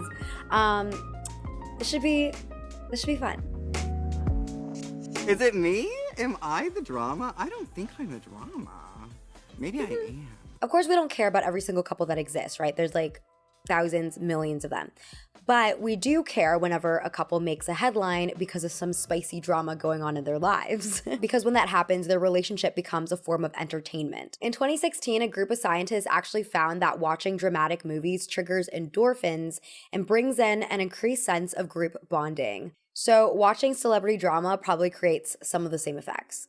Fixating on other people's problems can also act as a form of escapism for people from their own stressful lives. So there are some couples that are involved in multiple dramatic scandals over a long period of time throughout their relationship. For example, F. Scott and Zelda Fitzgerald, or more recently, Tristan Thompson and Khloe Kardashian. But one of the biggest celebrity relationship scandals of the 20th century involved movie star Elizabeth Taylor, who actually had 7 marriages throughout her life. One of her husbands, Richard Burton, a Welsh actor, she married in 1964, divorced in 1974, remarried in 1975, then divorced again in 1976. Elizabeth and Richard first started rendezvousing as an extramarital affair. Elizabeth was on her 4th marriage with singer-actor Eddie Fisher, and Richard had been married to actress Sybil Williams for the previous 14 years and counting.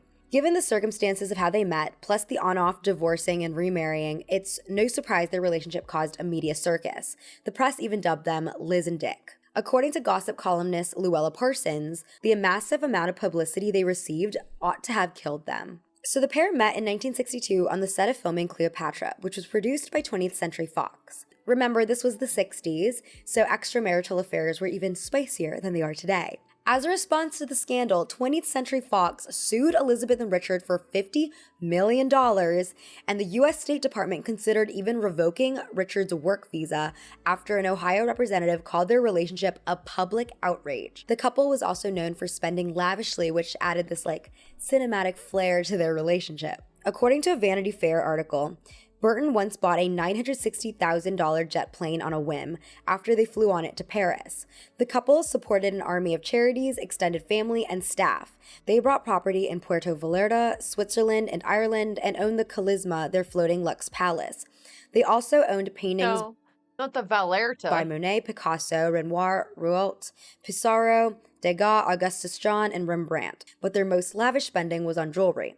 Taylor had an insatiable love and desire for jewels. And like you would expect for any whirlwind romance, Elizabeth and Richard were also known for their fights, both in the private and public sphere. And some of the comments that they've made to the press raise eyebrows on whether or not these fights were genuine or if some of them were more performative. For example, Elizabeth once said, "Richard loses his temper with true enjoyment. It's beautiful to watch." And Richard spoke on the subject too, telling the Daily Mirror, "We live out for the benefit of the mob, the sort of idiocies Fuck, that's some theater kid shit. they've come to expect. We will often pitch a battle purely for the exercise.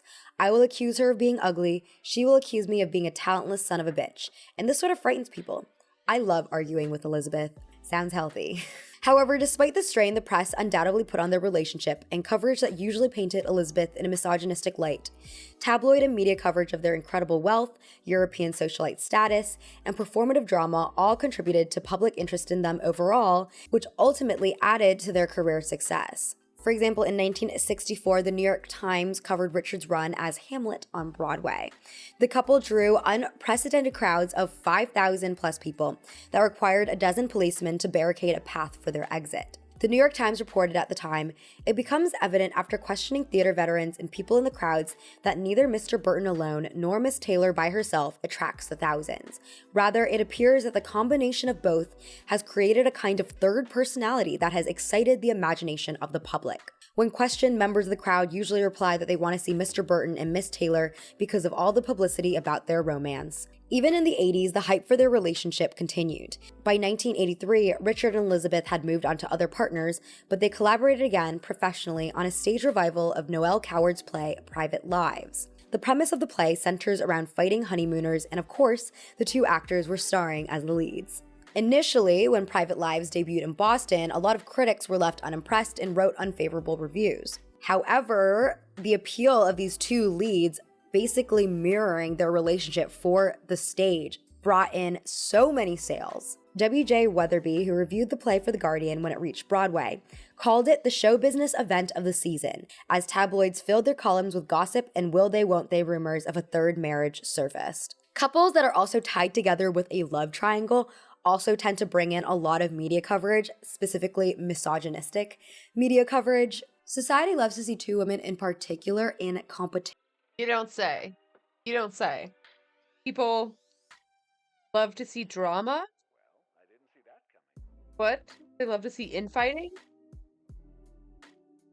Gosh, you don't say. Wow. Over a man. They love to frame the tension, I use air quotes because sometimes it's completely fabricated, but quotes, the tension between the two women as a signal of a catfight, and they love using slut-shaming tactics to criticize the quote-unquote other woman in the relationship, with, of course, little attention on the man, even if he's cheating. For kids in the 2000s, our big celebrity love triangle was Aaron Carter, Hilary Duff, and Lindsay Lohan. And recently, Selena Gomez and Hailey Bieber's apparent feud over Justin Bieber made headlines. But I actually think the most interesting coverage of our time was on the triangle of Brad Pitt, Jennifer Aniston. Burton and Taylor were the types of person to wake up with cocktails and prescriptions, yeah. Yep. I mean, I think a lot of Hollywood stars were and still are, you know? Who doesn't love a little cocktail of prescriptions? and Angelina Jolie. As a preface, Brad Pitt and Jennifer Aniston started dating in 1998 and tied the knot in 2000. In January 2005, they announced they were separating, and 2 months later, Jennifer filed for divorce. During the divorce proceedings, Brad was filming Mr. and Mrs. Smith with Angelina Jolie. They immediately started dating, though claimed there was never any infidelity. And in June 2005, Brad Pitt did an interview with Diane Sawyer, who interviewed him, or more like grilled him, about his relationship with Angelina. Why she blew up weight-wise? Yeah. Probably was on a bunch of speed and then quit, I imagine. Did Angelina Jolie break up your marriage? No. Everyone says she's a homewrecker. It's a good story. Ultimately, this love triangle had the right optics for a Hollywood picture. Angelina Jolie's image in the 90s was, as Vanity Fair put it, that of a tattooed vixen with a taste for bisexuality, heroin, brotherly incest, mental institutions, and wearing her husband's blood. In contrast, Jennifer Aniston was the girl next door, America's sweetheart. As Guardian columnist Zoe Williams argued in 2022, Jennifer was an ideal woman for the post-feminist 90s, as exemplified by her hair. Not too long, attention-seeking, not too The Jennifer. I got the Jennifer once. Oh no. short, feminist/independent, not too blonde, conventional, or too dark, vampy, not too shiny, airhead, nor in any way dull, frigid. It was the perfect man-pleasing hair for the late 20th century woman. And of course, a lot of the people who were Team Jennifer held on to these kinds of 90s characterizations of them. I think I was questioning whether all those, that part of me that, you know, with my tattoos and my wild side and my darker side, whether that same person could also be one day a wife and a mother and a good friend. Okay, everything aside, her role in Girl Interrupted is probably my favorite role of hers of all time. Prove me wrong. I loved that shit. It was so good. And Angelina's pivot towards Feel bad for Judy Garland? Oh my god, yeah. For sure. That's a whole tragic story.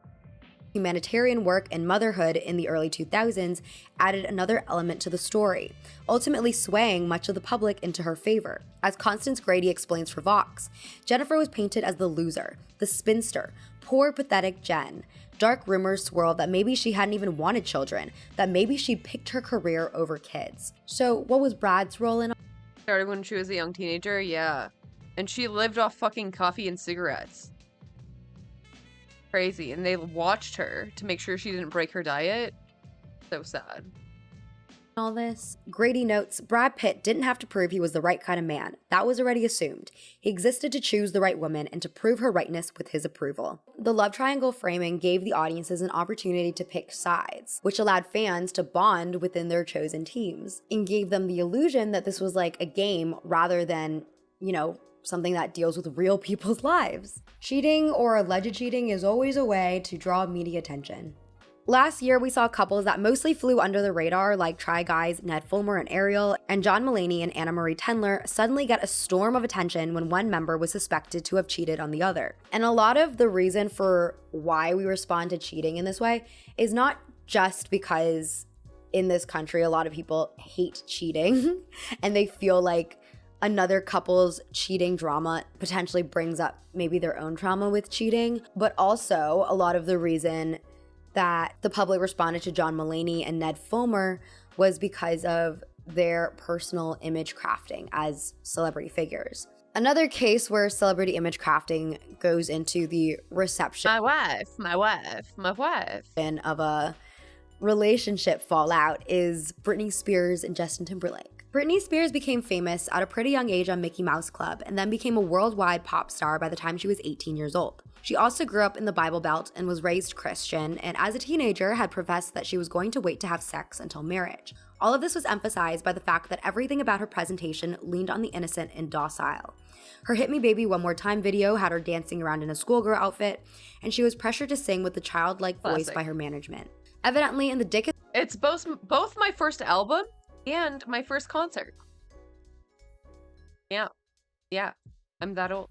move of the century, during a radio interview for Star and Buck Wild Morning Show in 2002, Justin Timberlake broke the news that he and Britney did have sex during their relationship.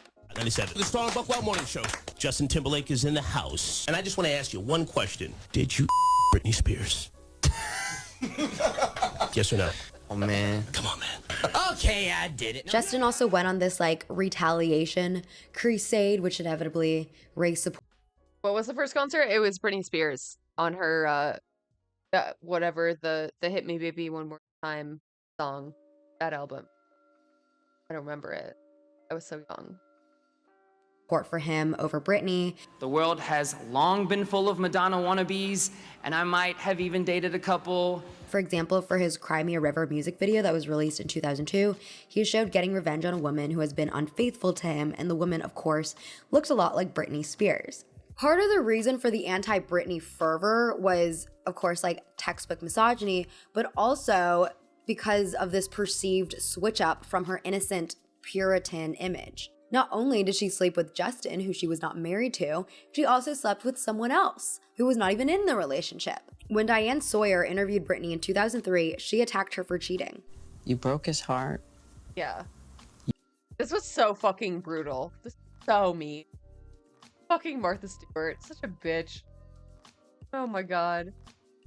My mom dragged me along to see the Spice Girls. Oh my god. Iconic. Iconic. You did something that caused him so much pain, so much suffering. What did you do? While the public generally has been supportive of Britney post-conservatorship, I still feel like the way that image crafting affects relationships and the coverage of relationships has been a constant issue. John Mulaney, for instance, was known as a wife guy, always talking about how much he loves his wife. I love and respect my wife very much. And the media framed him as this good guy feminist. And because of that image crafting, his fans were really betrayed and upset when he divorced his wife and then almost immediately started a relationship with Olivia Munn. Ultimately, the public loves a good show when it comes. It was so fast. It was lightning fast. Like, he just got out of rehab and then he announced his fucking relationship with her.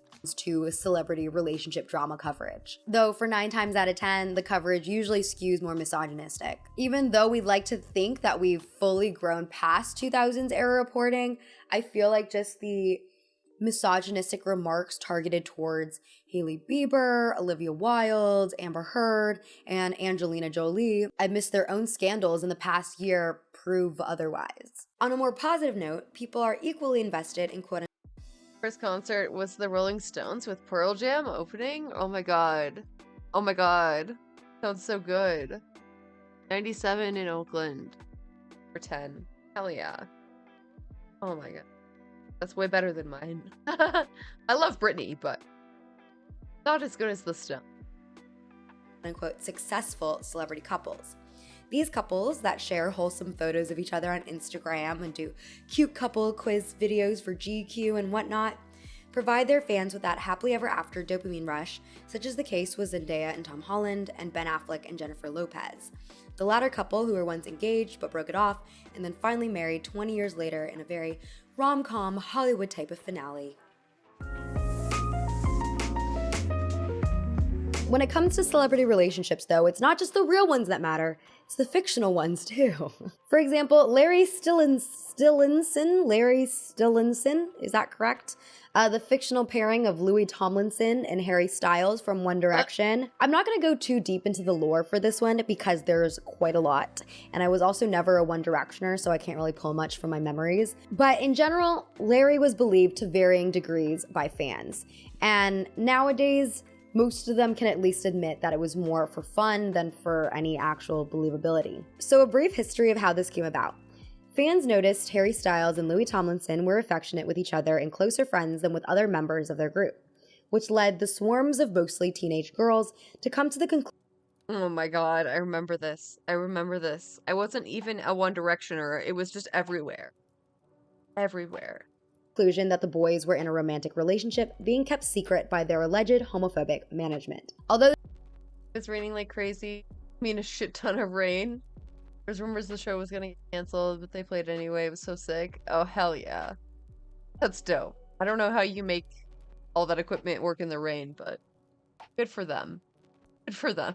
There were other pairings. Larry was by far the most popular and had the most dedicated fan base. But, you know, this is not the first time that fans have shipped band members. One of the earliest ones I can think of is McLennan, which is the ship name of John Lennon and Paul McCartney from the Beatles. Granted, because a lot of people were more openly homophobic in the 60s, their— Dude, I don't know. I hate this. I hate this, like, shipping, like, oh, they're queer baiting, they're gay baiting, like, oh, Gaylor, like, no, Taylor Swift is probably not gay, and if she was gay, she would tell you. And if she didn't tell you, then it's none of your business. Like, I don't... Come on now. El Nino weather. Their fan base cannot compare to the scale of the fan base of Larry, but it just goes to show that fixating on a band's inner dynamics is not a new concept. And part of the reason why fans do this is because band members usually have little social life or little publicized social life outside of their group. Especially since the 90s, boy and girl groups have been mostly just cogs in the pop culture manufacturing machine. They would rehearse long hours and they weren't allowed to date or really do anything fun that most young people do with their lives. In South Korea, the K-pop industry is notorious. Remember El Nino and stuff? Yeah. Yeah, I remember when weather patterns were predictable. Yeah. Cool times. It was wild. When the Southwest actually got rain. Yeah, good times. I think, like, pretty much since I was born, the drought started, and it just got, like, progressively worse. But, I do remember, like, every single summer at the same time, like, July or August, would start raining. And it would go like 2 or 3 months. It would be like a slow descent into fall. But now it's just like, it's 110 one day, and then it's just fall. It's just 60 degrees, and you're dying. Like, it's insane. Last generation that saw normal. Yeah. I'm gonna be like in the home and like, oh yeah, there used to be rain here. There used to be rain here every year. Okay, Grandma. Okay, Grandma, have you taken your medicine? Fuck. For this kind of like controlling management style. This all incidentally leads to a lot of intergroup shipping. The rationality behind it is if they don't have time to date or hang out with other people, then who's to say they're not dating each other? Taehyung and Jungkook from BTS are one of the more popular ones, and Jennie and Lisa from Blackpink as well. So just let them live. Thomas Bonnet wrote a really good article on this topic. Like, if they are together and you're outing them as your fans, like, you're a bad fan. You're a bad fan. If they wanted to be closeted, then let them be closeted. Holy fuck. And how idol shipping affects fans of different cultures. He writes, in particular, shipping that reimagines a million new species? My god. Bro. Fucking doomer, dude. Oh no. Boy groups such as BTS within romantic or homoerotic relationships is especially common as a method of articulating fandom and exploring sexual agency, thus producing spaces within Korea's patriarchal society where women's sexual desires can be safely explored. While BTS shipping in Japan tends to conceptualize homoerotic relationships between men via sexual practices and behaviors divorced from identity, Anglophone shipping tends to instantly overtly deploy LGBTQ identity politics. Nevertheless, both practices possess queer potentials that allow fans to effectively explore their sexuality. It's almost over. Yeah, I don't know how we're gonna save this shit. Unless we get Top G to get involved with our billionaires too, like, I mean, maybe he did. Maybe he did, though. I'm just saying. A suspicious number of billionaires have disappeared. There is an alleged spy base of China's off the coast of Florida, so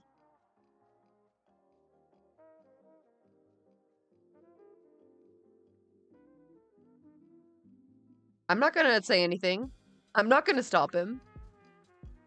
Shipping has become such a big part of fandom culture that there's also like rumors that go around that management companies encourage shipping among fans as a marketing tactic. Like they have the idols doing skinship and other kinds of like fan service. And while we're on the topic in general, there's been a long history of bands and artists, especially those with queer audiences, performing queerness or bisexuality on stage, by everyone from pop punk boy bands to the infamous 2003 VMA's Madonna, Britney Spears, Christina Aguilera kiss. But we can't talk about fake ships without talking about Taylor Swift or Gaylor. Gaylor is this fan theory that Taylor is queer. Gaylor fans have come to this conclusion by fixating on queer interpretations of her lyrics, like secret romances and disapproval. Yeah, see, this is what I was talking about. Don't do this shit. No Their shit. families, and on her documented female friendships with other celebrities like Diana Agron and Cara Delevingne. But most famously, her friendship with Karlie Kloss was shipped Leftover soup. Hell yeah. Love soup. as Kaylor. So how did Gaylor come about? Well, Taylor Swift's brand, like what most music artists try to do, encourages parasociality among her fans. But what I think makes Taylor particularly special is the fact that she's been around for over a decade, which allows a lot of fans to grow up alongside her, and also her songwriting style, which leans towards confessional. Part of her songwriting style also includes leaving Easter eggs, aka self-references, or hints at future projects, which lead fans to believe that she does the same with her sexuality and relationships. This ultimately intensifies the parasocial relationships that her very dedicated fans have with her because they feel that they have a secret knowledge of who she is actually that other, more casual, less dedicated fans don't have. For example, when her song Lavender Haze dropped, some fans interpreted the song as a reference to queerness because of Hi, Jaina. Hi. Lavender's symbolism in queer history. Another reason why fans might believe that a certain celebrity is queer because of the music industry and Hollywood's history of forcing their talent into the closet. Lance from NSYNC was closeted until 2006 to protect the band's reputation. Oh my god.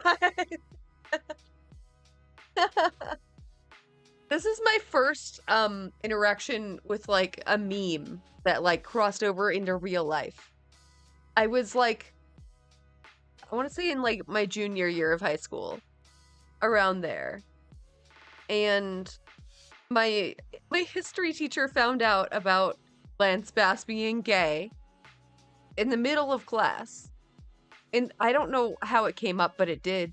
And he just like lost his shit immediately. Like, Lance Bass is gay? He was from Boston. So this is my poor Boston accent, but it was fucking hilarious and we mocked him for months. Lance Bass is gay?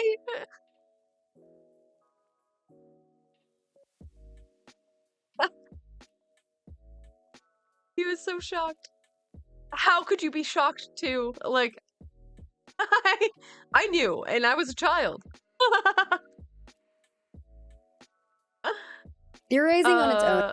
You ever think about going to TwitchCon? Yeah, I think it would be nice. I'm just way too poor to like afford a trip like that right now.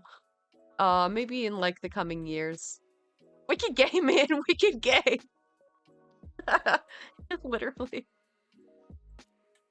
Known as harmless, and it does have the potential to build close-knit communities. And while I don't believe Gaylor and, Larry fans are maliciously trying to out celebrities in any particular way, unfortunately, fixating on a person's sexuality, especially in public online spaces, can lead to that. And especially when fans cross boundaries and start harassing celebrities for answers. Louis Tomlinson actually admitted that the Larry relationship allegations hurt his friendship with Harry in real life by making them feel as though every minor interaction they had was being surveyed and overanalyzed. I also remember the actor Kit Connor from Heartstopper was pressured into outing himself because fans were accusing him of queer baiting. Similar to the idea that That's my thing, like, do not out people that don't want to be outed. Don't do that.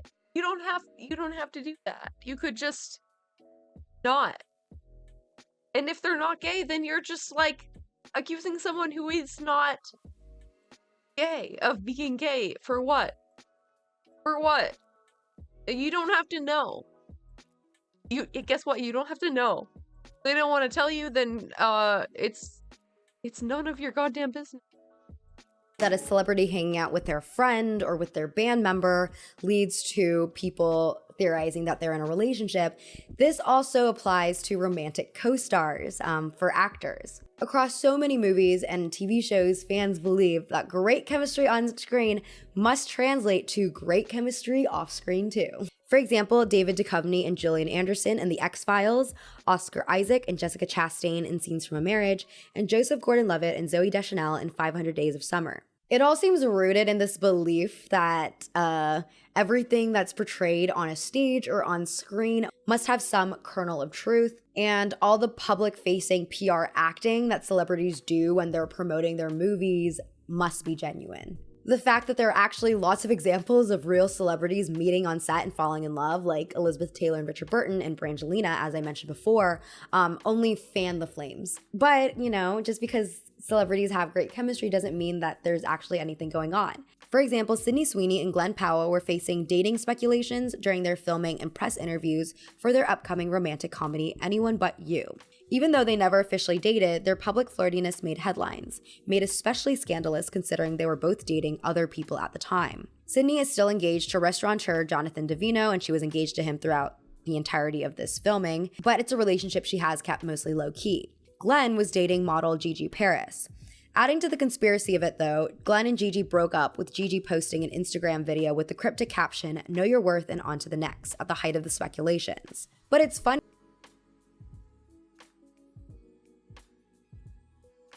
But I just, the obsession with celebrities' dating life, like, they are still people, you know? So weird to care about it that much. Funny, because also Ashton Kutcher and Reese Witherspoon, they did a rom-com together, what is it called? Your Place or Mine? Which got pretty bad reviews. But I also remember when they were doing all these press events for it, people were like, could they look any less attracted to each other? People on my timeline on Twitter were complaining about them not doing the performative PR flirtation act. So it's kind of like, what do people actually want out of celebrities who are co-starring in these movies? Do you want the show of like flirtation or do you not? And then on the flip side of relationships that damned if you do, damned if you don't, I guess. Yeah. I mean, people can have chemistry without being together. You don't have to be dating to like people to like mesh with someone. I don't know. That are fabricated by the public, there are relationships that are fabricated by PR. The idea of a PR relationship isn't new, and it makes total sense why they work because, you know, as we've mentioned, celebrity relationships can get a lot of press coverage, which can not only be used to promote a movie that two people are in, or just like elevate their status as celebrities as a whole. But I will say that over the years, people have become more skeptical about whether or not a relationship is real or if it's just PR. Also, I found that the more random a coupling seems to be, the more likely people think it's PR. So, for example, Kim Kardashian and Pete Davidson. That's what I thought of immediately, is those two. And really Pete Davidson with any woman. Also, Kylie Jenner and Timothée Chalamet's rumored relationship, as I mentioned earlier. Of course, we'll never really know if something is PR. Poor Pete. It's not his fault. He has a condition. It's not like he's like just a drugged out or whatever. Like, it's... But it's usually easy to tell, like, are they usually together only for the length of a press cycle? Do they only have photographs together during planned paparazzi walks? Do their friends tell, like, Page Six anything particular about their relationship? Or is it just the very general, oh, they're just so in love? One of the most talked about romantic co-star couples from the 2000s was Kristen Stewart and Robert Pattinson, who met on the set of Twilight, which premiered in 2008.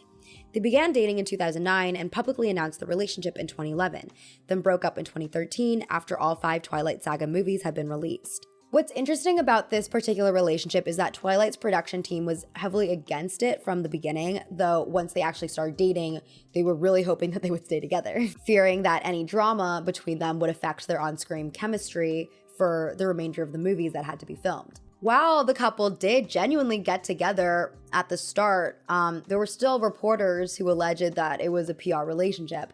And a lot of it had to do with the fact that Kristen Stewart's sexuality has been like a long-standing debate topic for no fucking reason at all, because it's no one's actual business. And despite the fact that she has said that she's bisexual, a lot of people use the fact that she's dated a lot of women as ammo for why this relationship could not have happened. However, sometimes relationships are less about capitalizing and more about self-preservation, though I feel like it's rare now with like the fact that society has been way more tolerant and accepting of LGBTQ relationships. But historically, lavender marriages were ways for celebrities, for queer celebrities, to protect themselves from homophobia. A lavender marriage, by definition, is a male-female mixed orientation marriage undertaken as a marriage of convenience to conceal the socially stigmatized sexual orientation of one or both partners. Emily Marth writes for Vice, lavender marriages, as they were called,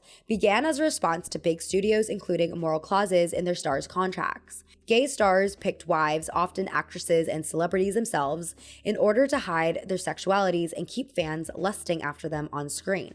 Actor Rock Hudson married his wife Phyllis Gates in 1955, and while their marriage was never a public scandal, Rock's gayness was considered an open secret in Hollywood. As biographer Mark Griffin told NPR, as one person expressed it to me, he was so kind to everyone that he worked with, whether that was the leading lady or the gaffer or the editor, that everyone sort of kept this secret for him. They knew that if he was exposed at that time, that would have just ended his career immediately. So it is sort of a conspiracy of silence, but it's interesting that they're doing this because they really love this person that they're working with and feel protective of him. A year before the couple married, MGM So shitty and so nice at the same time. Fuck. Man, I think I had a teacher who was in a lavender marriage. He taught theater and French. And he talked about rent a lot. His wife lived in Pennsylvania, literally across the country. Came like twice, like ever. I don't know. I have my question. He knew a lot about film and theater. Like a whole lot. Big gay energy. And I love him for that. GM actor Van Johnson. He was like, he did like a whole presentation one morning. He was on Harvey Milk, I think. Something like that. He was very involved on the scene.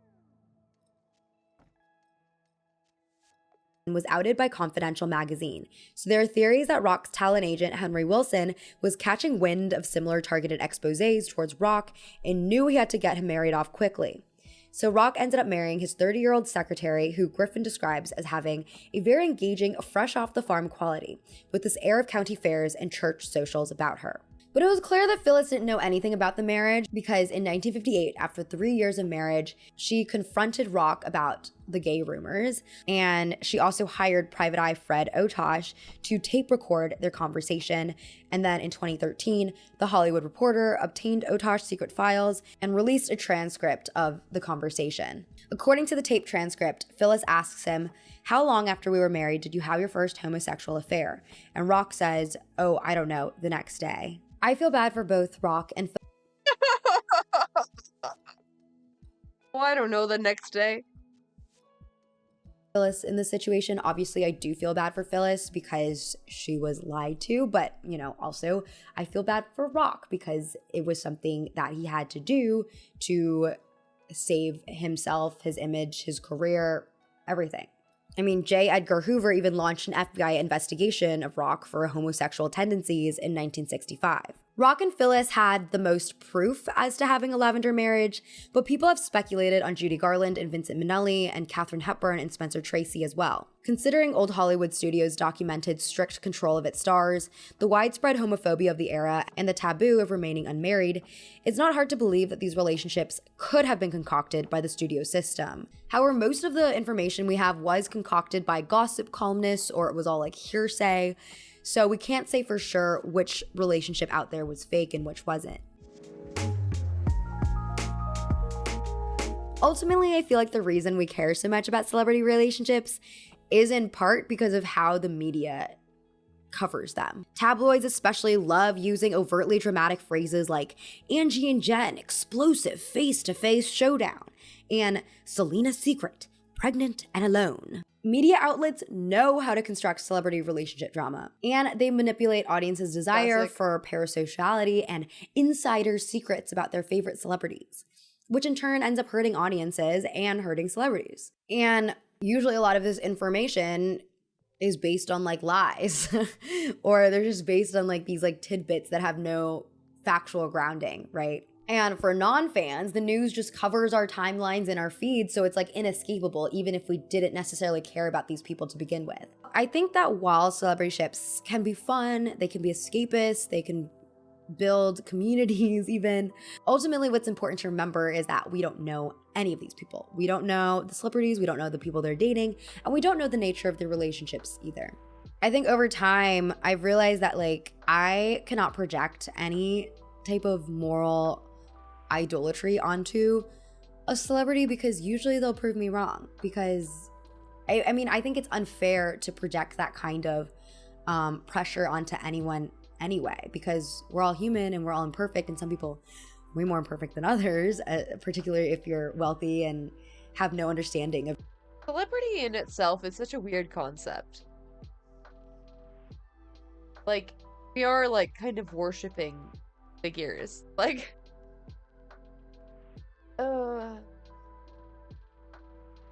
and it's weird how like some of the worst people are very enduring. You know?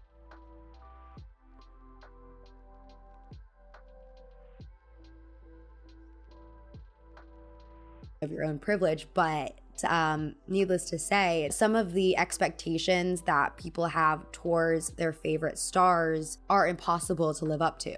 But I also think celebrity relationships and the fanfare for them are inevitable. It's about as inevitable as celebrity culture is because they're just so tied together. I just think it's like interesting to talk about. And I also think it's interesting that as like the older I get, obviously like the more detached I get from celebrity culture, and how as a kid I was like super into it, and just the way that I responded to certain celebrity gossip versus the way that I respond to it now is so different. And I'm wondering if anyone else has gone on that same kind of journey. But anyways, thank you all so much for listening to me today. The extended version of this will be coming out on Wednesday. And yeah, for now, I'll talk to you guys later, and I hope you have a lovely rest of your day. Bye.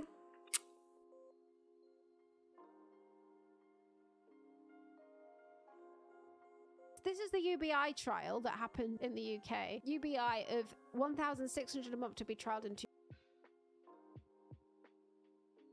This looks very interesting. I did not hear about the UK doing I guess they're testing a UBI program. Which go.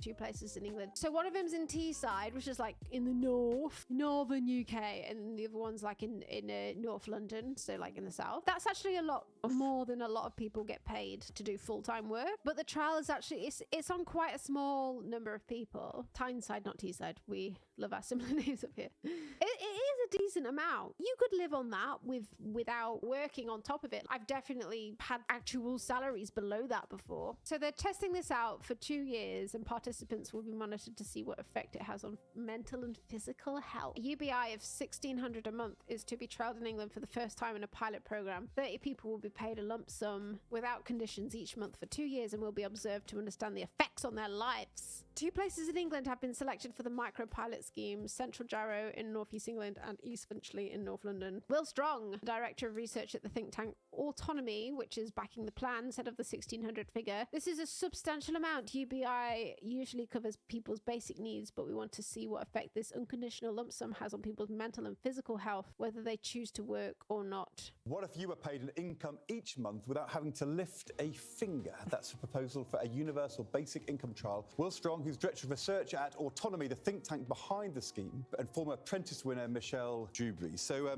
Good morning to you both. Will Strong, what on earth are you talking about? £1,600 a month and you don't have to work? Why? I fucking love that, like that introduction into the concept. What on earth are you talking about? £1,600 a month and you don't have to work? Why? Yeah, so this is a really exciting pilot happening in 2 parts of the country. We had a She's just horrified. 2-year consultation with communities there. Watch their quality of life explode, seriously. It's a really exciting idea that's happening all over the world. So 100 pilots in America happening right now. A pilot in Wales, then a pilot in Finland. But why?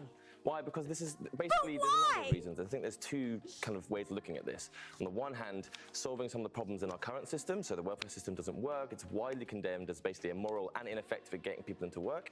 And secondly, preparing us for the future. There's so many different kind of tumultuous moments ahead of us. Climate change, AI disruption. We need a solid income floor. and in the pilots, you're going to give, in the pilot areas, a working person £1,600 a month. For which they have to do nothing. So that's £20,000, £19,000, 200 a year. Yeah, and the idea is what? If you just give them the money, does that make them work more or less? Well, this is what we're going to find out. This is why we're running pilots. This is why. Might be another month till I stream again. Yeah. Fair. It's hard to stream IRL while everything's packed up and stuff. But I hope to see you around anyway. Feel free to message me, an emotional support friend. Stress eating was so bad today. I'm sorry. It's okay. It's okay. Whenever I'm stress eating, I try to just like drink more water and like maybe indulge in some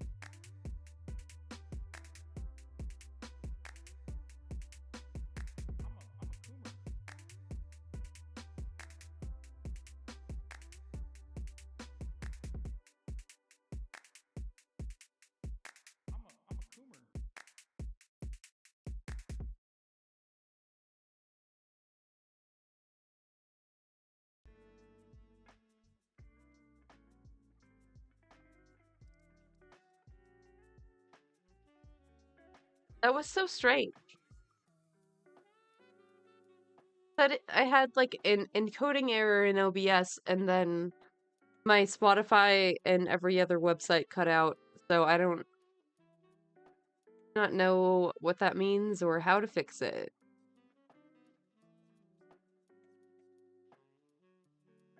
I feel like that's not good. I fixed... Well, fuck. I tried to fix something, so that my window capture wouldn't cut out, but I forgot what I changed, and now I'm gonna have to like reverse engineer my poor OBS settings.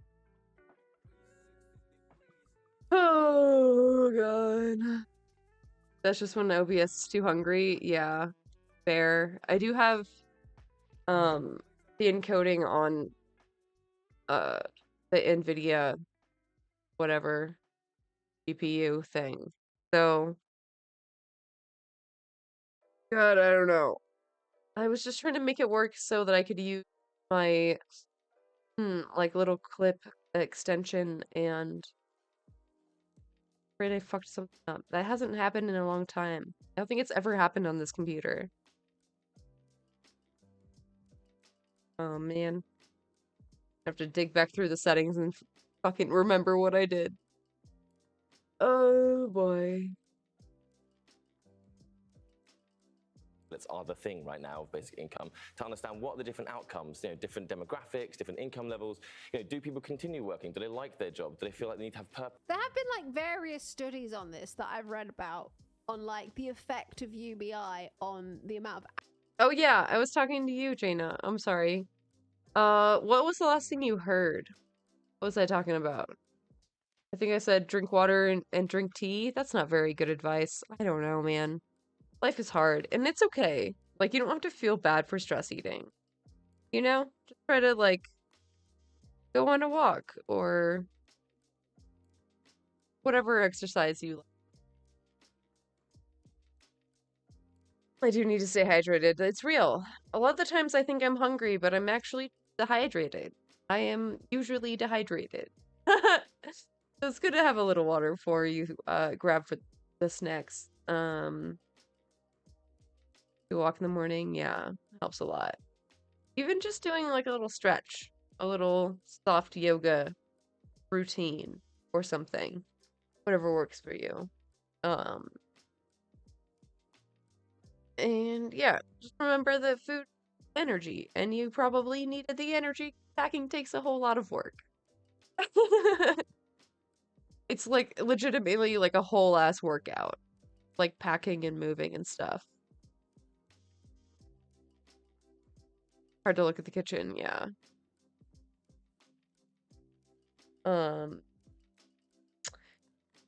I like those little salad kits for when I'm like busy like moving, or just like too busy to make a full salad. They're actually pretty good. Get them at like whatever Kroger or whatever. Hours people work. They've been done in over very different parts of history. So obviously it's like different dependent on what kind of, economic system the society is currently in. But the more recent experiments that have been done have found that the reduction. Furious masturbation session. Right. Chill. Bonk. In working hours has been about like 13% working hours, but the actual reduction in working hours came mostly from young mothers who decided to put more time into raising their children because they could, and teenagers and very young people who were only working in order to support their families. And what they did instead of working to support their families, what they ended up doing instead was putting more time into their education, and therefore their education made them better skilled workers for the future. So taking that into account, UBI could actually be very beneficial if we allow people to stay in education for longer, especially because we're moving into a stage of capitalism. A self-bonk. Where a lot of things are going to be automated, so it's going to be necessary for a lot of people to stay in school for longer and get the kinds of skills that can't be replaced by technology very easily. But that's not something that the people who are against UBI really consider. Yeah, if I had UBI, I'd 85% sure I'd go back to school. Yeah. One thing I feel... Literally same. Literally same. I would be so down to go back to school. What is important to say is, in a world where production becomes more efficient, we should be working less. Yes, absolutely. UBI is a great way for working people to see benefit of things like automation. Isn't there a risk that this might make people happy? Yeah, we can't let poor people be happy, because then we can't control them. Or but then they might buy less alcohol and cigarettes. There's an S&M joke here. Yeah, I was like, self-bonk unless you like it. I don't know. You see. I read all 63 pages of your report, and I struggled to find a single coherent way of explaining how on earth you would fund this situation. It's quite easy to explain. There'll be less of a welfare state because people would be able to afford, you know, the basic things that they actually need. That's a very simple answer to this question. And also taxes. Like people Just tax the billionaire. Just tax one billionaire. One of them, you know? I think that would probably cover it. Jeff Bezos single-handedly. My 20-year high school reunion is gonna be interesting. Oh my god. Mostly have some pretty big booba. But I went to an all-boys high school. Hell yeah. Hell yeah. Sure you're not the only one, you know? How big was the high school? Gotta be at least one other, right? are always arguing, oh, where would we get the money from? Where would we get the money from? I mean, have you seen the graph? Have you seen any graph of any Western country's wealth distribution? Have you seen any of the graphs? Bro! The total tax income in this country is £1,000 billion, so about £1 trillion, right? If you wanted to give adults over the age of 18 your £1,600 a month, these are rough figures, by the way, that would pretty much eat up your entire tax take in this country. Yes, Michelle, these are very rough figures. That's not the correct calculation, right? Because the basic income would go to children and adults with different rates. So It's already lower than that. It's already lower than that. No, but if it only went to 29 million working people, it would still be 508. Oh, please do interrupt the expert. Please interrupt the expert. This is working people? What do you mean? Come on. Christ. Definitely a handful of classmates who ended up being gay. The school is about 300 students per grade. Catholic school. So no one was openly anything. Yeah, I think you might be surprised. I feel like there's a large number of people who defect from the Catholic Church after going to Catholic school. So, you know, who knows? Be surprised. Great TV. 80 billion pounds. Let's be clear what we're talking about here. Let's just be very clear what we're talking about here. This is a pilot of I love daytime TV. a full basic income, right? We're not talking about a national scheme. We're talking about a pilot of 30 people. We need to pilot a full basic income to understand those effects. If there was a national scheme, we'd probably start on a more modest basic income. There's many good studies, many well-costed studies about what that would look like, Right, but you need to and be how it clear. would basically halve poverty. Isn't that something we should aim for? I would absolutely love Great, to well have then we're poverty. agreed. No, we're agreed on the concept of getting rid of poverty. Great. No one would want children. What's the most but the effective way way of that doing you that? are, What's the most the way effective that way you of are doing that? seeking to achieve that is the height of cash in pockets. delusion. It's the height of delusion. It's dining out on other people's money. It's creating an absolute false economy. This lady is the epitome of just being brain broken by neoliberalism. This is how everybody thinks, though. Like a fucking broken record. Everyone's so fucking brainwashed by capitalism. Everybody else is working really hard and you're just living off the hard work of everybody else. It will set this country up for fail. You will create an environment. Where's the evidence base for this? You Where's will the evidence base for this? Well, the evidence base for this is basic common sense. You No, have it's not- this. it's not serious. You look at other parts of Europe. It's basic common sense. That's literally, like, I've talked about this before. That's literally every right-wing argument. Basic common sense. It literally goes off vibes. It goes off fucking It's entirely vibe-based. It's true. vibes. People's initial visceral reaction to things. And, like, I get it. I get it. You have an initial visceral reaction to just giving people money every month. And your initial emotional reaction to that would be, well, how would we afford that? And that's what the right wing constantly rides off. It's these instant emotional... Yeah, that's right. It's like, how do you afford to subscribe to me every month when there's ads at the top of the hour every hour? was my first debate. Was it good? I think it was not good. Emotional reactions to things. Oh, how would we afford that? Well, why don't we sit down and consider that for a second and consider the other things that we might end up not spending money on? No, we can't do that. I don't have time for that. No. How would we afford it? How are you proposing to fund universal basic income beyond your trial in this country? Like there's a number of ways of doing that. Well, give me them one. Here we go. Okay, so reforming wealth taxation. That's a massive issue in this country. Explore that. What does that mean? There you go. Wealth taxes. So you fund. You put up wealth taxes. Yeah, on the same level. No, because this is deluded. Why is what it you deluded? do? This is a fairly standard model of how to raise wealth. Okay, well, I have to draw it to a close there because we have another guest coming up. But Oh, great! That's where we end it, guys. I fucking love daytime TV.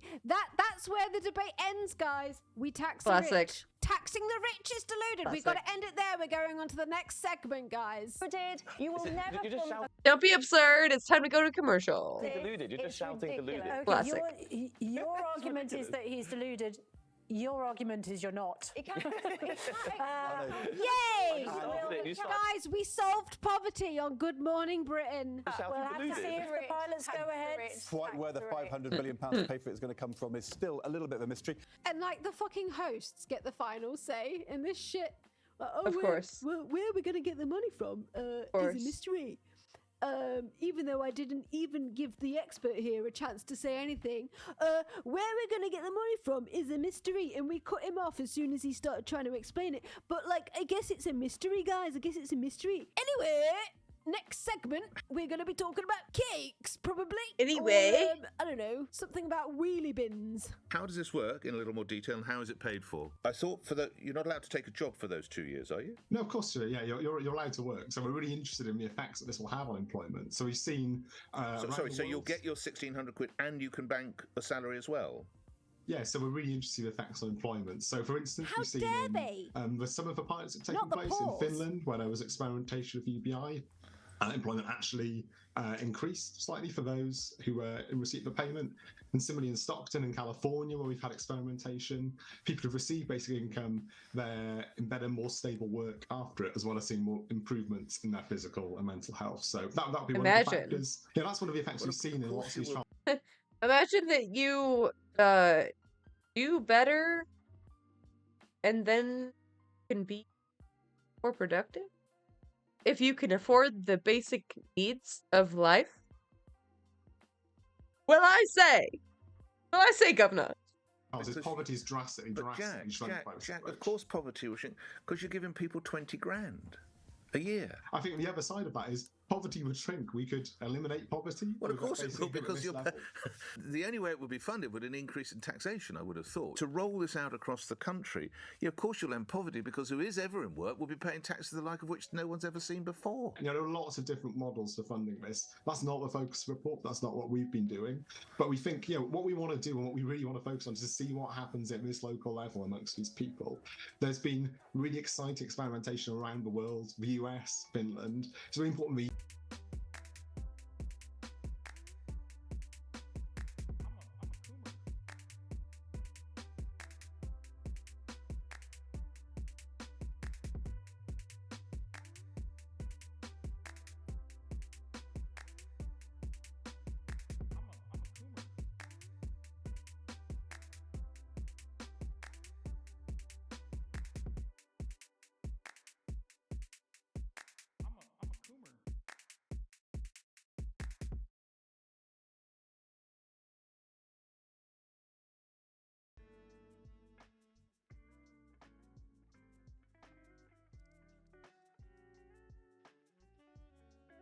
That was so strange.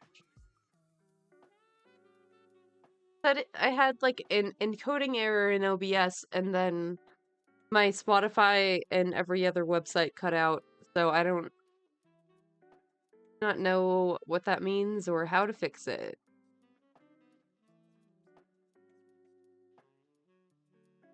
I feel like that's not good. Well, fuck. I tried to fix something, so that my window capture wouldn't cut out, but I forgot what I changed, and now I'm gonna have to like reverse engineer my poor poor OBS settings. Oh god. That's just when OBS is too hungry. Yeah, fair. I do have the encoding on the NVIDIA whatever GPU thing. So God, I don't know. I was just trying to make it work so that I could use my like little clip extension, and afraid I fucked something up. That hasn't happened in a long time. I don't think it's ever happened on this computer. Oh man. I have to dig back through the settings and fucking remember what I did. Oh boy. Are the thing right now of basic income, to understand what are the different outcomes, different demographics, different income levels. Do people continue working? Do they like their job? Do they feel like they need to have purpose? There have been like various studies on this that I've read about on like the effect of UBI on the amount of. Oh yeah, I was talking to you, Jaina. I'm sorry. What was the last thing you heard? What was I talking about? I think I said drink water and drink tea. That's not very good advice. I don't know, man. Life is hard, and it's okay. Like, you don't have to feel bad for stress eating. You know? Just try to, like, go on a walk, or whatever exercise you like. I do need to stay hydrated. It's real. A lot of the times I think I'm hungry, but I'm actually dehydrated. I am usually dehydrated. So it's good to have a little water before you grab for the snacks. You walk in the morning, yeah, helps a lot. Even just doing like a little stretch, a little soft yoga routine or something, whatever works for you. And yeah, just remember that food energy, and you probably needed the energy. Packing takes a whole lot of work. It's like legitimately like a whole ass workout, like packing and moving and stuff. Hard to look at the kitchen, yeah.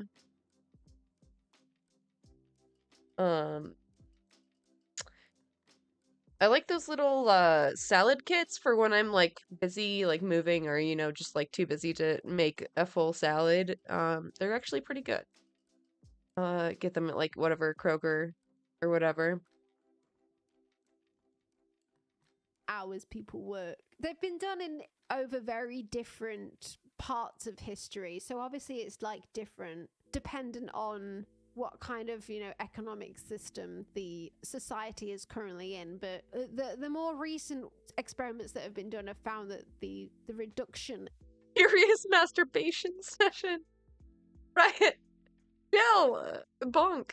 in working hours has been about like 13% in working hours, but the actual reduction in working hours came mostly from young mothers who decided to put more time into raising their children because they could, and teenagers and very young people who were only working in order to support their families. And what they did instead of working to support their families, what they ended up doing instead was putting more time into their education, and therefore their education made them better skilled workers for the future. So taking that into account, UBI could actually be very beneficial if we allow people to stay in education for longer, especially because we're moving into a stage of capitalism. A self-bonk. Where a lot of things are going to be automated, so it's going to be necessary for a lot of people to stay in school for longer and get the kinds of skills that can't be replaced by technology very easily. But that's not something that the people who are against UBI really consider. Yeah, if I had UBI, I'd 85% sure I'd go back to school. Yeah. One thing I feel... Literally same. Literally same. I would be so down to go back to school.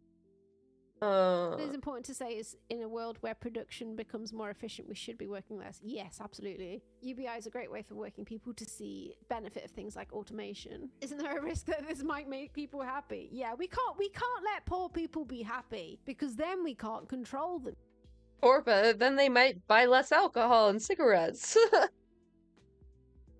There's an S&M joke here. Yeah, I was like, self-bonk unless you like it. I don't know. You see. I read all 63 pages of your report, and I struggled to find a single coherent way of explaining how on earth you would fund this situation. It's quite easy to explain. There'll be less of a welfare state because people would be able to afford, you know, the basic things that they actually need. That's a very simple answer to this question. And also taxes. Like people Just tax a billionaire. Just tax one billionaire. One of them, you know? I think that would probably cover it. Jeff Bezos single-handedly. My 20-year high school reunion is gonna be interesting. Oh my god. Mostly have some pretty big booba. But I went to an all-boys high school. Hell yeah. Hell yeah. Sure you're not the only one, you know? How big was the high school? Gotta be at least one other, right? are always arguing, oh, where would we get the money from? Where would we get the money from? I mean, have you seen the graph? Have you seen any graph of any Western country's wealth distribution? Have you seen any of the graphs? Bro! The total tax income in this country is £1,000 billion, so about £1 trillion, right? If you wanted to give adults over the age of 18 your £1,600 a month, these are rough figures, by the way, that would pretty much eat up your entire tax take in this country. Yes, Michelle, these are very rough figures. That's not the correct calculation, right? Because the basic income would go to children and adults with different rates. So It's even more lower than that. It's already lower than that. No, but if it only went to 29 million working people, it would still be 508.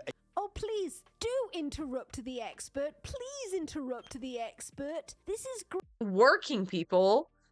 What do you mean? Come on, guys. Definitely a handful of classmates who ended up being gay. The school is about 300 students per grade. Catholic school. So no one was openly anything. Yeah, I think you might be surprised. I feel like there's a large number of people who defect from the Catholic Church after going to Catholic school. So, you know, who knows? Be surprised. Great TV. 80 billion pounds. Let's be clear what we're talking about here. Let's just be very clear what we're talking about here. This is a pilot of I love daytime TV. a full basic income, right? We're not talking about a national scheme. We're talking about a pilot of 30 people. We need to pilot a full basic income to understand those effects. If there was a national scheme, we'd probably start on a more modest basic income. There's many good studies, many well-costed studies about what that would look like, Right, but you need to and be how it clear. basically halve poverty. Isn't that something we should aim for? I would absolutely love Great, to well have then we're poverty. agreed. No, we're agreed on the concept of getting rid of poverty. Great. No one would want children. What's the most but the effective way way of that doing you that? What's the are most the way effective that way you of are doing that? seeking to achieve that is the height of cash in pockets. delusion. It's the height of delusion. It's dining out on other people's money. It's creating an absolute false economy. This lady is the epitome of just being brain broken by neoliberalism. This is how everybody thinks, though. Like a fucking broken record. Everyone's so fucking brainwashed by capitalism. Everybody else is working really hard and you're just living off the hard work of everybody else. It will set this country up for fail. You will create an environment. Where's the evidence base for this? You Where's will the evidence base for this? Well, the evidence base for this is basic common sense. You had this. It's not serious. You look at other parts of Europe. It's basic common sense. That's literally, like, I've talked about this before. That's literally every right-wing argument. Basic common sense. It literally goes off vibes. It goes off fucking vibes. It's entirely vibe-based. It's true. People's initial visceral reaction to things. And, like, I get it. You have an initial visceral reaction to just giving people money every month. And your initial emotional reaction to that would be, well, how would we afford that? And that's what the right wing constantly rides off. It's these instant emotional... Yeah, that's right. It's like, how do you afford to subscribe to me every month when there's ads at the top of the hour every hour? That was my first debate. Was it good? I think it was not good. Emotional reactions to things. Oh, how would we afford that? Well, why don't we sit down and consider that for a second and consider the other things that we might end up not spending money on? No, we can't do that. I don't have time for that. No. How would we afford it? How are you proposing to fund universal basic income beyond your trial in this country? Like there's a number of ways of doing that. Well, but give me them one. Here we go. Okay, so reforming wealth taxation. That's a massive issue in this country. Explore that. What does that mean? There you go. Wealth taxes. So you fund. You put up wealth taxes. Yeah, on the same level. No, because this is deluded. Why is what it you deluded? do? This is a fairly standard model of how to raise wealth. Okay, well, I have to draw it to a close there because we have another guest coming up. But Oh, great! That's where we end it, guys. I fucking love daytime TV. That's where the debate ends, guys. We tax the rich. Taxing the rich is deluded. We've got to end it there. We're going on to the next segment, guys. You will never fund. Don't be absurd. It's time to go to commercial. Deluded. You're just shouting deluded. Okay, Classic. your argument is that he's deluded. Your argument is you're not. Yay! Guys, we solved poverty on Good Morning Britain. We'll have to see if the pilots go ahead. Quite where the £500 million to pay for it is going to come from is still a little bit of a mystery. And like the fucking hosts get the final say in this shit. Like, Of course. Where are we going to get the money from? Is a mystery. Even though I didn't even give the expert here a chance to say anything, where we're going to get the money from is a mystery, and we cut him off as soon as he started trying to explain it. But, like, I guess it's a mystery, guys. I guess it's a mystery. Anyway, next segment, we're going to be talking about cakes, probably. Anyway. Or, I don't know, something about wheelie bins. How does this work in a little more detail, and how is it paid for? I thought you're not allowed to take a job for those 2 years, are you? No, of course, yeah, you're allowed to work. So we're really interested in the effects that this will have on employment. So we've seen. So you'll get your £1,600 and you can bank a salary as well. Yeah, so we're really interested in the effects on employment. So, for instance, we've seen the summer for pilots have taken place in Finland, where there was experimentation of UBI. Employment actually increased slightly for those who were in receipt of a payment. And similarly in Stockton in California, where we've had experimentation, people have received basic income, they're in better, more stable work after it, as well as seeing more improvements in their physical and mental health. So that would be one of the factors. Yeah, that's one of the effects we've seen in lots of these trials. Imagine that you do better and then can be more productive. If you can afford the basic needs of life. Well, I say, governor. Poverty is drastically Jack, of course poverty will shrink, because you're giving people 20 grand a year. I think the other side of that is poverty would shrink. We could eliminate poverty. Well, of course it will, because the only way it would be funded would an increase in taxation, I would have thought. To roll this out across the country, of course you'll end poverty, because who is ever in work will be paying taxes the like of which no one's ever seen before. There are lots of different models for funding this. That's not the focus report. That's not what we've been doing. But we think, what we want to do and what we really want to focus on is to see what happens at this local level amongst these people. There's been really exciting experimentation around the world, the US, Finland. It's really important the UK takes part in these experiments, takes part in these trials, so we can see what the effects might be here. It's also important to point out that the other experiments that have taken place have all been generally pretty positive in the outcomes. There's this myth of like the poor are lazy, and if you just gave poor people money, then they just wouldn't work. That's what people think, but that's because people are sort of really brain broken by capitalism and this whole your worth as a human is directly correlated with your labor output, and that's what capitalism has made us all think. That's why our sort of visceral first reaction to having a UBI is like, why should we give people money for free? They haven't worked for that, without even considering that a certain amount of money could actually just be a human right. But also what the experiments have shown is that when poor people are given money, what they're very likely to do is actually start up a business and use that. They will invest the money. They're very likely to invest the money to then make more money. But because in the system that we're in at the minute, people who live paycheck to paycheck, they generally get stuck in a poverty cycle. Scrolled through the Twitter thread of a TERF discovering her boyfriend is a crossdresser.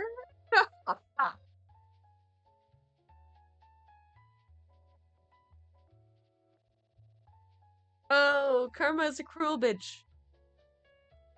Oh, she's but a bitch. Oh, did you see my Twitter thread? I spent entirely too much time on this shit.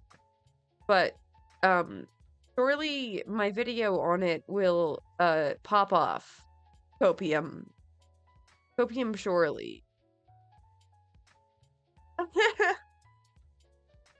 Calls coming from inside the house, seriously.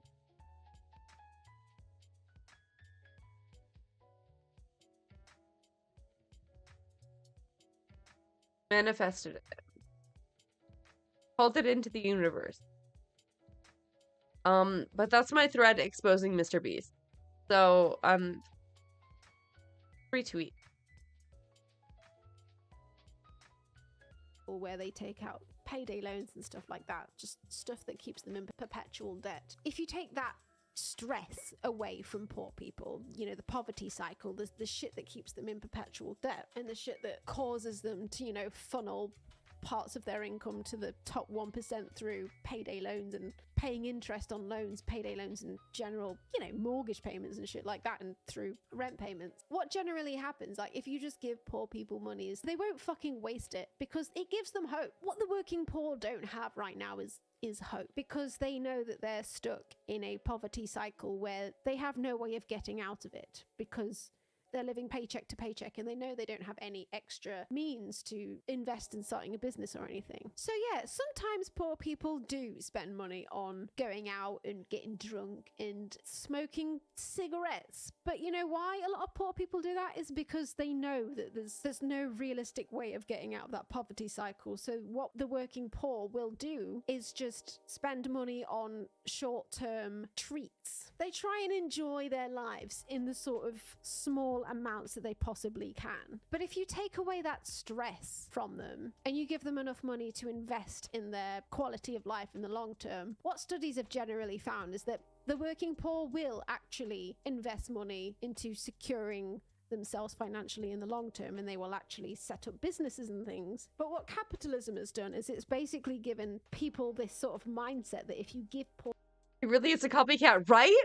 I don't think he's had an original idea in his whole life. Poor people money, then they will just spend it on, you know, fags and booze and takeaways and things, and they just sit on their asses all day and not do any work, which is just a myth, really. There's no evidence to back that up. I'm not saying that nobody would do that. Sure, some poor people will do that, but there's no evidence to prove that the overwhelming majority of poor people would do that. There's just no evidence to prove that. And yeah, they also don't consider that giving poor people money will put money into the economy as well, and VAT will end up being paid on that. And also, yeah, people forget that rich people constantly do nothing and make money for doing nothing, because they can make money out of having money, because they make money through investing money. They will just give their money to their financial advisor.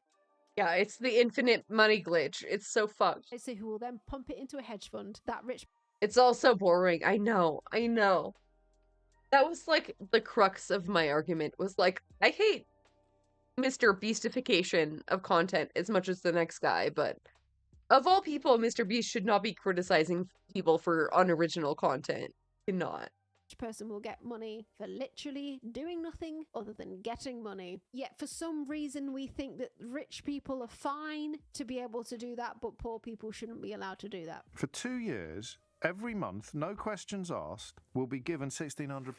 Because people who earn 10 times that every month will be receiving their orders now to start raging and raving about how it's completely unsustainable and how is anyone ever going to be able to pay for it. But I think that a universal basic income is probably inevitable. And the crucial word it's here probably is inevitable, universal. Yeah. So everybody gets it. Not in this scheme, obviously, this is just 30 people, but what they're looking to measure is the difference that it has upon people's lives. As an employee, I find it as a bit of a problem, because at the moment I'm able to employ people, because if they don't work, then they starve. Well, now I have to say, of course, I like it if they starve when they don't work. I prefer to pay a starvation wage, and also for them to starve when I do that. Wow. I think there's an interesting trip to the bottom of the ocean for you. Have you ever wanted to tour the Titanic? The bargaining position's totally under. Imagine being the type of employer who can only bring people into work because if they didn't come in, they starved. Like, surely there's an issue with your place of work if that's the only reason that they're coming in is if they didn't. They fucking starved. Do you not see the issue here? Well, now I have to say, of course, the bargaining position's totally undermined. There'll be people shouting at the radio now that you're exploiting them, and then it's good, therefore, that exploitative bosses such as you are not paying paltry wages, almost a basic wage, and you'll have to pay a proper wage, is what they would say. Yeah, well, they're right, because that's the system we live in. It's a system of exploitation. That is capitalism for you. So it's a way of managing. Not the capitalist arguing against capitalism. I'm just taking orders, boss, from the boot of capitalism. It told me to. In capitalism to a little way, but it affects me and probably will affect a lot of need them to have less options, not more options. other unscrupulous employers. What line are you in? Oh no! Retail and also not the unscrupulous employers. hospitality. Right. The unscrupulous employer class. Right. You don't mind being an unscrupulous employer? Well, the circumstances, it's the system. I live in the system. I'd like to change the system, but until such times as we can change the system, that's what we've got. Do you want to see an extremely Look, we live in a society based GB News take? The Guardian now with a solution to the massive number of people out of work. Just give them free money forever. Yeah, which is this is in the Guardian. Free We'd like money to give out forever. free money, not theirs basically, but it's the universal basic income. Is that universal basic income? I was hoping for a classic Mooncat interlude. Please play me a Free Money Forever song, please. Of $1,600 a month to be trialed in 2 places in England. They tried it in Finland. Sorry, I wasn't sure if you were going to get to the end of the sentence. They tried it in Finland for 2 years. They gave them €560, and they found there was an increase in well-being. Who knew? Yeah. Because they gave them free money. Right. But also there was a slight increase, apparently, in employment, to where for some reason they don't not particularly sure of taking that pressure away did lead people to take other jobs. So that could happen. But Paul, I'm a bit suspicious. It's basically socialism, isn't it? The money has to come. Yeah, he really said, don't hate the player, hate the game. That's just capitalism for you. I just did capitalism too good. What? You hate me because I'm too good? From somewhere, which is taxpayers like you. Guys, like there was this study done where everything worked out really well, but it's socialism, isn't it? What do you think to that? Your nice garden, and it goes to these people because where else can it come from? And well, I'm not an economist, as you know, but I always struggle to understand why this doesn't just cause inflation. If you give everyone this amount of money, that's what causes inflation. When you spend money you don't have to give to people who don't deserve it. Oh! No, I don't think that's it. Oh, it causes inflation when you give money to people who don't deserve it. Nice. You sound like Leo Kirsten. Go on, Paul. Well, it is socialism. The only cause. It's very much socialism. I mean, not the S word. Will people still want to get jobs and be active? Let's see anyway. I mean, that's the whole reason that these studies are being done, is because we want to find out whether people will still work or not. But literally every study that's been done in the past, it's actually had really beneficial consequences for every society that it's ever been tested in. There's a whole chapter of it in this book, but basically this book has an entire chapter in it. It actually has a couple of chapters in it that basically completely spell out the argument for universal basic income. And yeah, he's biased for UBI, very much so. But it's a good book for reading about that side of the argument. But there are other sides to the argument. Like Aaron Bastani, for example, doesn't really argue for UBI. This is another one of those subjects where there's been so many studies done on it, and some of them are like, yo, this is the best thing ever, and others are like, no, this made people really lazy. But what Bregman argues is that the studies that have had a negative conclusion were always like money, it's not for everybody. Really biased by people who hated the idea of a UBI in the first place and were looking for reasons to make it look bad in the first place. Because as you know, with any fucking study that's done on fucking anything, people are gonna take the data and manipulate it in whatever way they can to make it serve their own purposes. That's the case with any sort of, you know, social study, isn't it? I think overall I'm for it, but if you look at Aaron Bastani's take on UBI, he's actually quite against it, because what he basically says is that if we give people money, then that will result in the marketization of services that everybody needs to live. And what he thinks would be a better solution is to just guarantee people those services, rather than give people money, just guarantee those services, and then they won't be marketized. And they would be nationalized. And Aaron Bastani thinks it's much more important to ensure that those... I mean, that's probably true. I think nationalization should probably come before UBI. But why not both? ¿Por qué no los dos? Honestly. services are actually nationalized rather than have them privatized, yet give people money to spend on them. He talks about this in his TED Talk, and honestly, like, I don't know. I don't know which is like the best solution. This is the one where he talks about it. You can want to do an honest day's work, but all of that is extraordinarily difficult if your mind is thinking about those unpaid bills. While the market can be an extraordinary resource to get the things you need to get, to be who you want to be, for many, it's the opposite. It's a source of unfreedom. It's a constraint. It's more akin to a system of rationing. Yeah, a lot of economists who are actually like pretty right-wing are for UBI because, yeah, when you think about it, it does promote small government, because if you're just giving people money, it means that the government doesn't have to spend money on making sure that people deserve benefits, which is the entire welfare system in itself, in the way that it has to make decisions on whether people deserve the government's money or not. Fucking the means testing, yeah. And of course, like, if there was ever a UBI, they would fucking means test the hell out of it. That's destroying like the entire point. And making it look bad, you know. I just humor. I wish, dude, I wish. Is an extremely expensive system in itself, and it constitutes big government, whereas small government would be, in contrast, to just give people money and let them spend it in the free market. But I guess that's the whole reason that Aaron Bastani argues against it, because he comes more from this perspective of, we shouldn't just like give people money to then pump it into the free market. Everything should actually be nationalized rather than privatized. Very right-wing people in the past have actually very much endorsed UBI. Surprisingly right-wing people like Milton Friedman and President Nixon actually tried to introduce a universal basic income concept, which was called the FAP. FAP. Ain't no way. Ain't no way. That's wild. I did not know about that. But program? Hang on, let me look this up. FAP. Nixon FAP.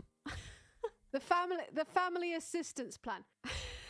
So like literally Nixon tried to bring this in. Fucking Nixon. The family assistance plan was a welfare program introduced by President Richard Nixon in '69, which aims to implement a negative income tax for households with working parents. But yeah, Nixon tried to implement the FAP, which was basically universal basic income. But it died. It never got through legislation. It never got through the... Shocker. I wonder why. Falling asleep, veg time. Time to rest. And get a good start tomorrow. Always nice seeing you. I always appreciate. Well, sweet dreams. You have a good day tomorrow.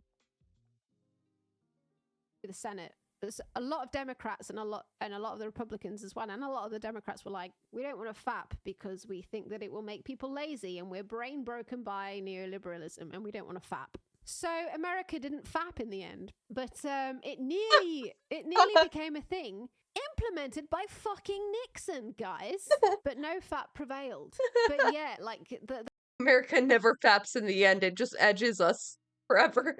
The whole story about how this nearly became a thing is also laid out in an entire chapter in this book. That's how I learned about it. Nixon nearly got it in, but then he had an advisor that really bummed Ayn Rand, and he came up to Nixon one day and he was like, look at this study that was literally done in the 18th century, like in 17 something. He came up to Nixon and he was like, look at this UBI that was done in the fucking 1700s, bro.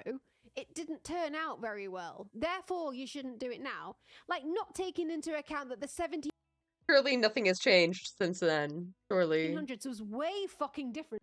Surely there wasn't like a black plague that had just happened or anything, surely. To the 1970s. But also, like, the studies that they were doing back in the 1700s were not scientific at all. It was reliant on surveys that they gave people, and I was like, they didn't know how to do like fair surveys in those days. It was full of like biased leading questions about how receiving a universal basic income like affected their lives and stuff. And like the surveys were written by people who were against the entire concept, and then they wrote up analyses of the experiment that were like, bro, this was really bad. And you know, the guy that bummed Ayn Rand was an advisor to Nixon, and then Nixon believed everything he said, and then he eventually ended up being quite against the idea, and it never got through the Senate anyway. But yeah, no, the FAP nearly happened in the 70s, guys, and it was nearly started by Nixon. It's an interesting story. So, how do we leverage the technology revolution? How do we employ the state to address rising inequality, the climate crisis, demographic aging? Well, for some, the answer is a universal basic income, a UBI. Despite being a millennial and still petrified whenever I look at my bank balance, I'm not a fan. My proposal instead is universal basic services, if you will. UBS. These are services which are universally available, free at the point of consumption. Give me both, bitch. Seize all of Jeff Bezos' assets and give me both. And paid for through progressive taxation, a bit like the NHS in the UK. I propose 4 of these universal basic services: healthcare, housing, transport, and education. Why these 4? Housing. Well, because you can't focus on long-term problem solving or making something of yourself if you have to move every 12 months. Believe me, I know. Healthcare, because the basis of everything else is physical and mental well-being. Education, because you can't be of service to your community if you don't have skills, and we need to start acknowledging that an educated society is a public good. Transport, because you can have the skills, you can have the housing, but location can remain a constraint on access to opportunity. So, you might agree with me so far. You might say, Aaron, I get it. Market failure exists. It's a thing. And yeah, okay, the state should intervene in some areas, fine. But why universal? Surely we should focus scarce resources on those that need help the most. Well, it turns out 2 academics gave a pretty good answer to that 20 years ago. Surprise, surprise, they were Swedish. And they found that countries with universal welfare systems... Badger, how dare you not push a button? Rates of hardship, how dare you? The lowest rates of inequality, and universal welfare systems actually commanded the broadest possible consent. The universal welfare systems, because of the nature of how they work, have less bureaucracy. Because they don't employ means testing, there's less stigma attached, so the people accessing the resources actually use them, as opposed to what we get with means testing, where you feel like you shouldn't be doing that. And importantly, they have the buy-in of that political class that is all important in democracies, the middle class. There's a reason why the NHS in Britain is still around after 80 years and is so loved. It's because everybody gets to use it. I like universal services, but how do we pay for this? In a word, tax. In the United States in the 1950s. Ooh, but where do we get the money? The fucking defense budget. That's where. It's $1 trillion in the US. I don't know about the UK, but you could certainly take some of that. The top rate of tax was 90%. Tax. Today it's 37%. Tax the rich. In the UK, for much of Margaret Thatcher's premiership, the top rate of tax was 60%. Today it's 45%. And then there's things like financial transactions tax. Or the fact, the outrage, in fact, that we tax work more than we tax wealth, which is astonishing. In the UK and the US, capital gains are taxed at a lower rate than incomes. A UBI would be an extraordinary amount of money to spend. And yet I don't see quite what it would do in terms of transitioning our economies away from fossil fuels. To move away from fossil fuels, we need to do the one thing that market fundamentalists hate. And that's called planning.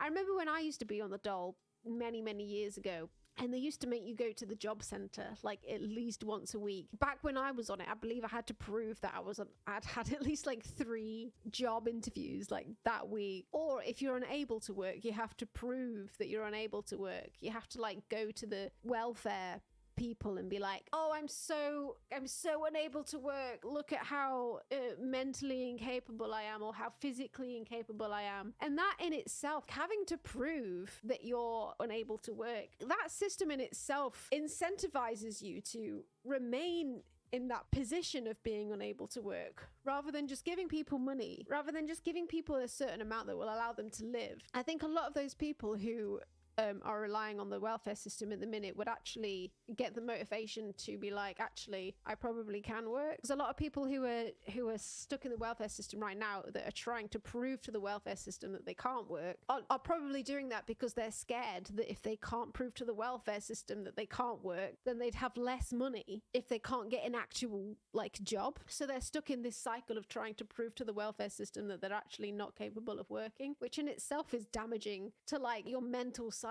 Every month having to prove to a government institute that you're incompetent, like that in itself must just fuck your head up in some way. The entire system is fucked up and is expensive in itself. It's expensive in itself to have so many government institutes going around and fucking surveying people and assessing whether they should be receiving government money or not. And like many studies have actually proven that it's cheaper, rather than having all of these government institutes deciding and assessing people on whether they're disabled enough or whatever. It's actually cheaper just to give those people money, just to give everyone money, rather than having all of these institutes like doing tests on people. And basically it's basically about controlling the poor, really, isn't it? It's like controlling them and keeping them in this artificial scarcity, austerity, all about that spiral of debt, which pumps capital up to the people who already own it.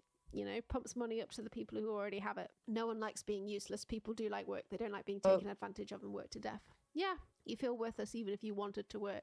The welfare system just absolutely, it's built in a way that makes people feel worthless if they can't work. And if we could just like get rid of that entire system through any means, then I only see that as quite a positive thing. Without the endless fear for survival, I won't be able to make good cheeseburgers there. Because I do believe that it'd be a good thing for society. And I think that the only reason that we don't have UBI in place in most Western countries is because people are very much brain broken by capitalism, and they think that humans are only worth something if they're being productive. I think we completed it, bro. I think we completed capitalism and we can move past it now. I feel like capitalism is like so done now, bro, and it's time to move past it. And I think UBI is so a way true, that dude. The benefits could be reaped. The benefits could be reaped from this terrible system in a positive way, because the people who actually did the labor to make the Industrial Revolution and late stage capitalism happen, like all of the people who actually did all of the work, put all of the elbow grease in, deserve some of the rewards for that, you know?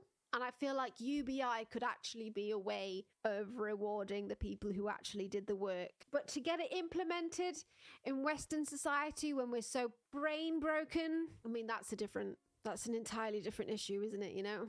The billionaires are the ones who really deserve it. Shit, didn't realize that. Bollocks! 1535 from Leeds. Departing from Platonic has been cancelled.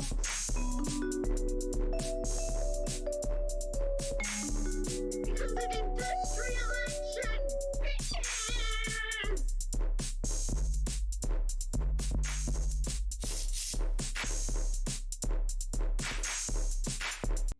I need more of this. Please. Please, Mooncat. You can't just leave me hanging like that. Damn it.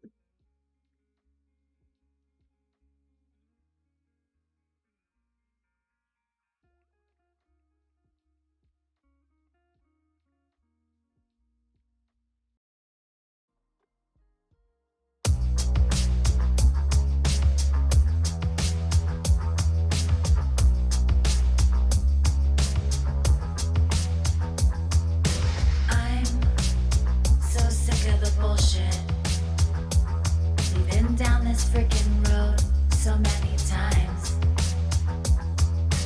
Oh, exquisite monotony. Tell me, is this the definition of insanity? I expected different results. Now I'm trapped because I'm broke, forever in debt. And some rich guy in a private plane is gonna kill me. He's got hair plugs and a cock spaceship, he's gonna kill me. Billionaires are dorks, I said it. Y'all are freaking nerds. You got a real bad need to be cool. They're draining every well, only care about themselves. As far as I can tell, yeah. Justice overruled. You faked your way in school. You moonwalk like a fool. Yeah.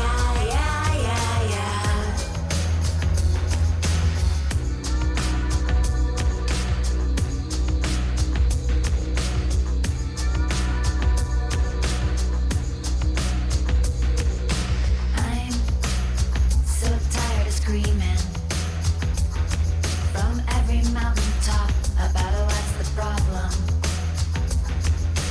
Oh, is anyone listening? Tell me, is this the definition of insanity? I expected different results. Now I'm trapped because I'm broke, forever in debt. And some rich girl in a private plane is gonna kill me. She's got a fake ass and a lucrative brand, she's gonna kill me. Billionaires are dorks, I said it. Y'all are freaking nerds. You got a real bad need to be cool. They're draining every well, only care about themselves. As far as I can tell, yeah.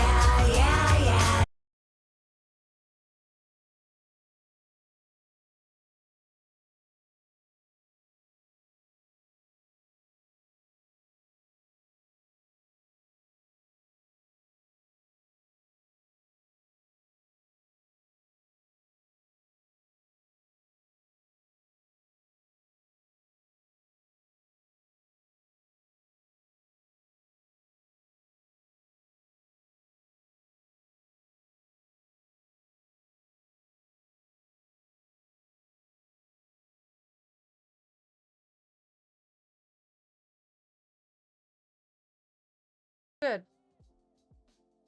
It's so good. Alrighty. I think that's probably gonna be it, actually. I was thinking about what I want to do next, and I want to do cuddle a kitty. That I really want. So I'm gonna do that, and I hope you the same or something similar. Take care of yourself. Some water.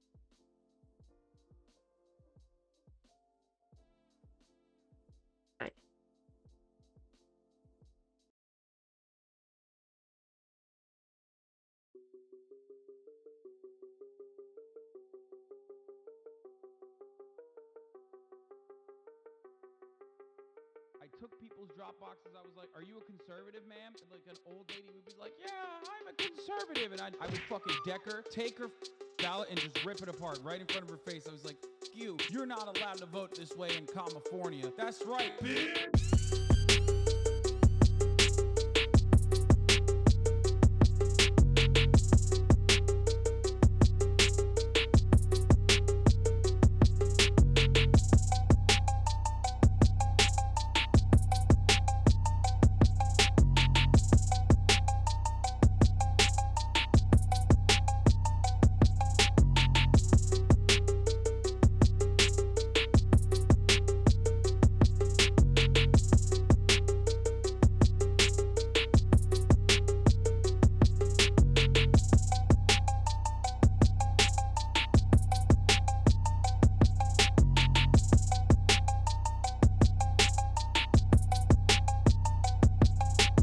I got a funny one for you. Okay, here, look at this. With what we were seeing in the polling data going into this election about what people cared about and the order in which they ranked it. So we have had a lot of questions throughout this time about new voters, people that hadn't been in there before that were perhaps not getting captured by the polling. So maybe this is a sign that we're going to see a little bit more of that tonight than we expected. This. We obviously don't know yet. You know what's missing from this 1, 2, 3, 4, 5 top 5 issues? Democracy.